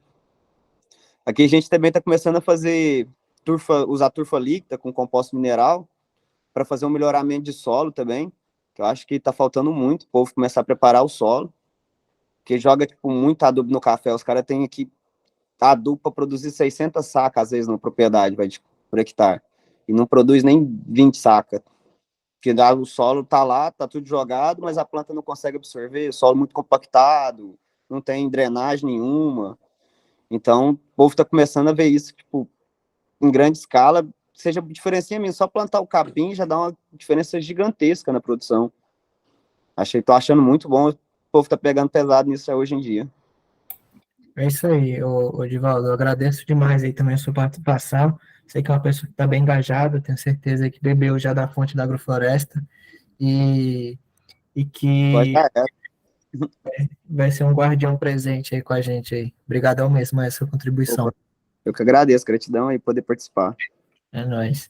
Ó, a Margarete já agradeceu o Cleiton, gostou da sugestão de compostagem, da aula, né? E a Margarete que encontrou aí o Cleiton também no curso, né, de agrofloresta que a gente fez lá no Chácara do Gabriel.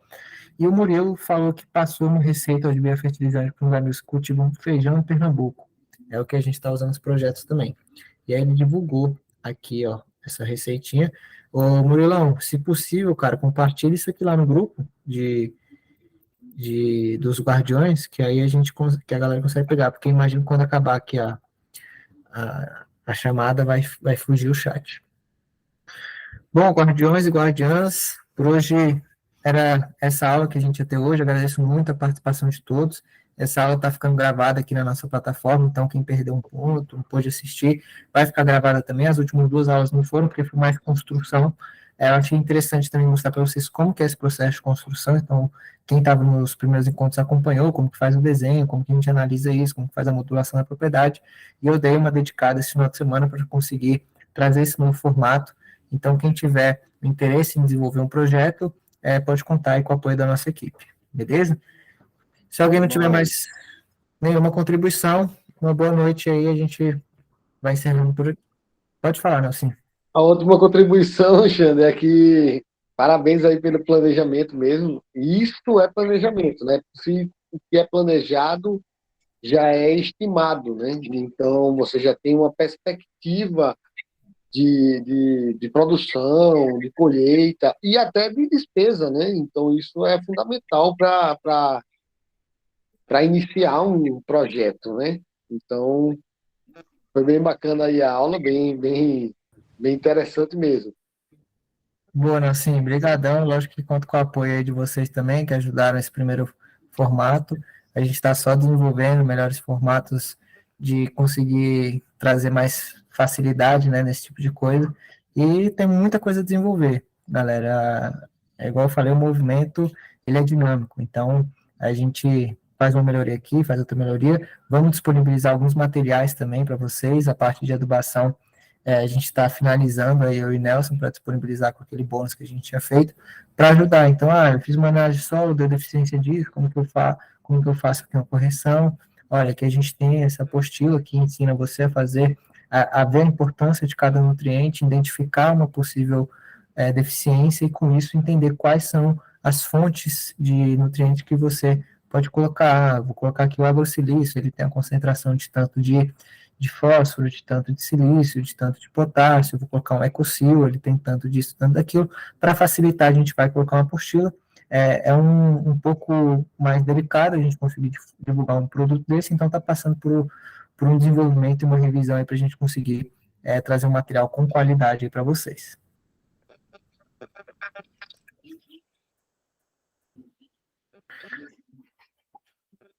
Muito obrigado a todos, então, pessoal. Uma boa noite aí. E a gente se vê na próxima terça. Quinta-feira tem live também, viu? Toda quinta-feira tá tendo live às 19 horas. Quem puder participar vai ser ótimo. É nóis, Xandão. Boa noite a todos e a todas. Muito obrigado. Boa noite a todos. Gratidão. Boa noite, galera. Boa noite, boa noite.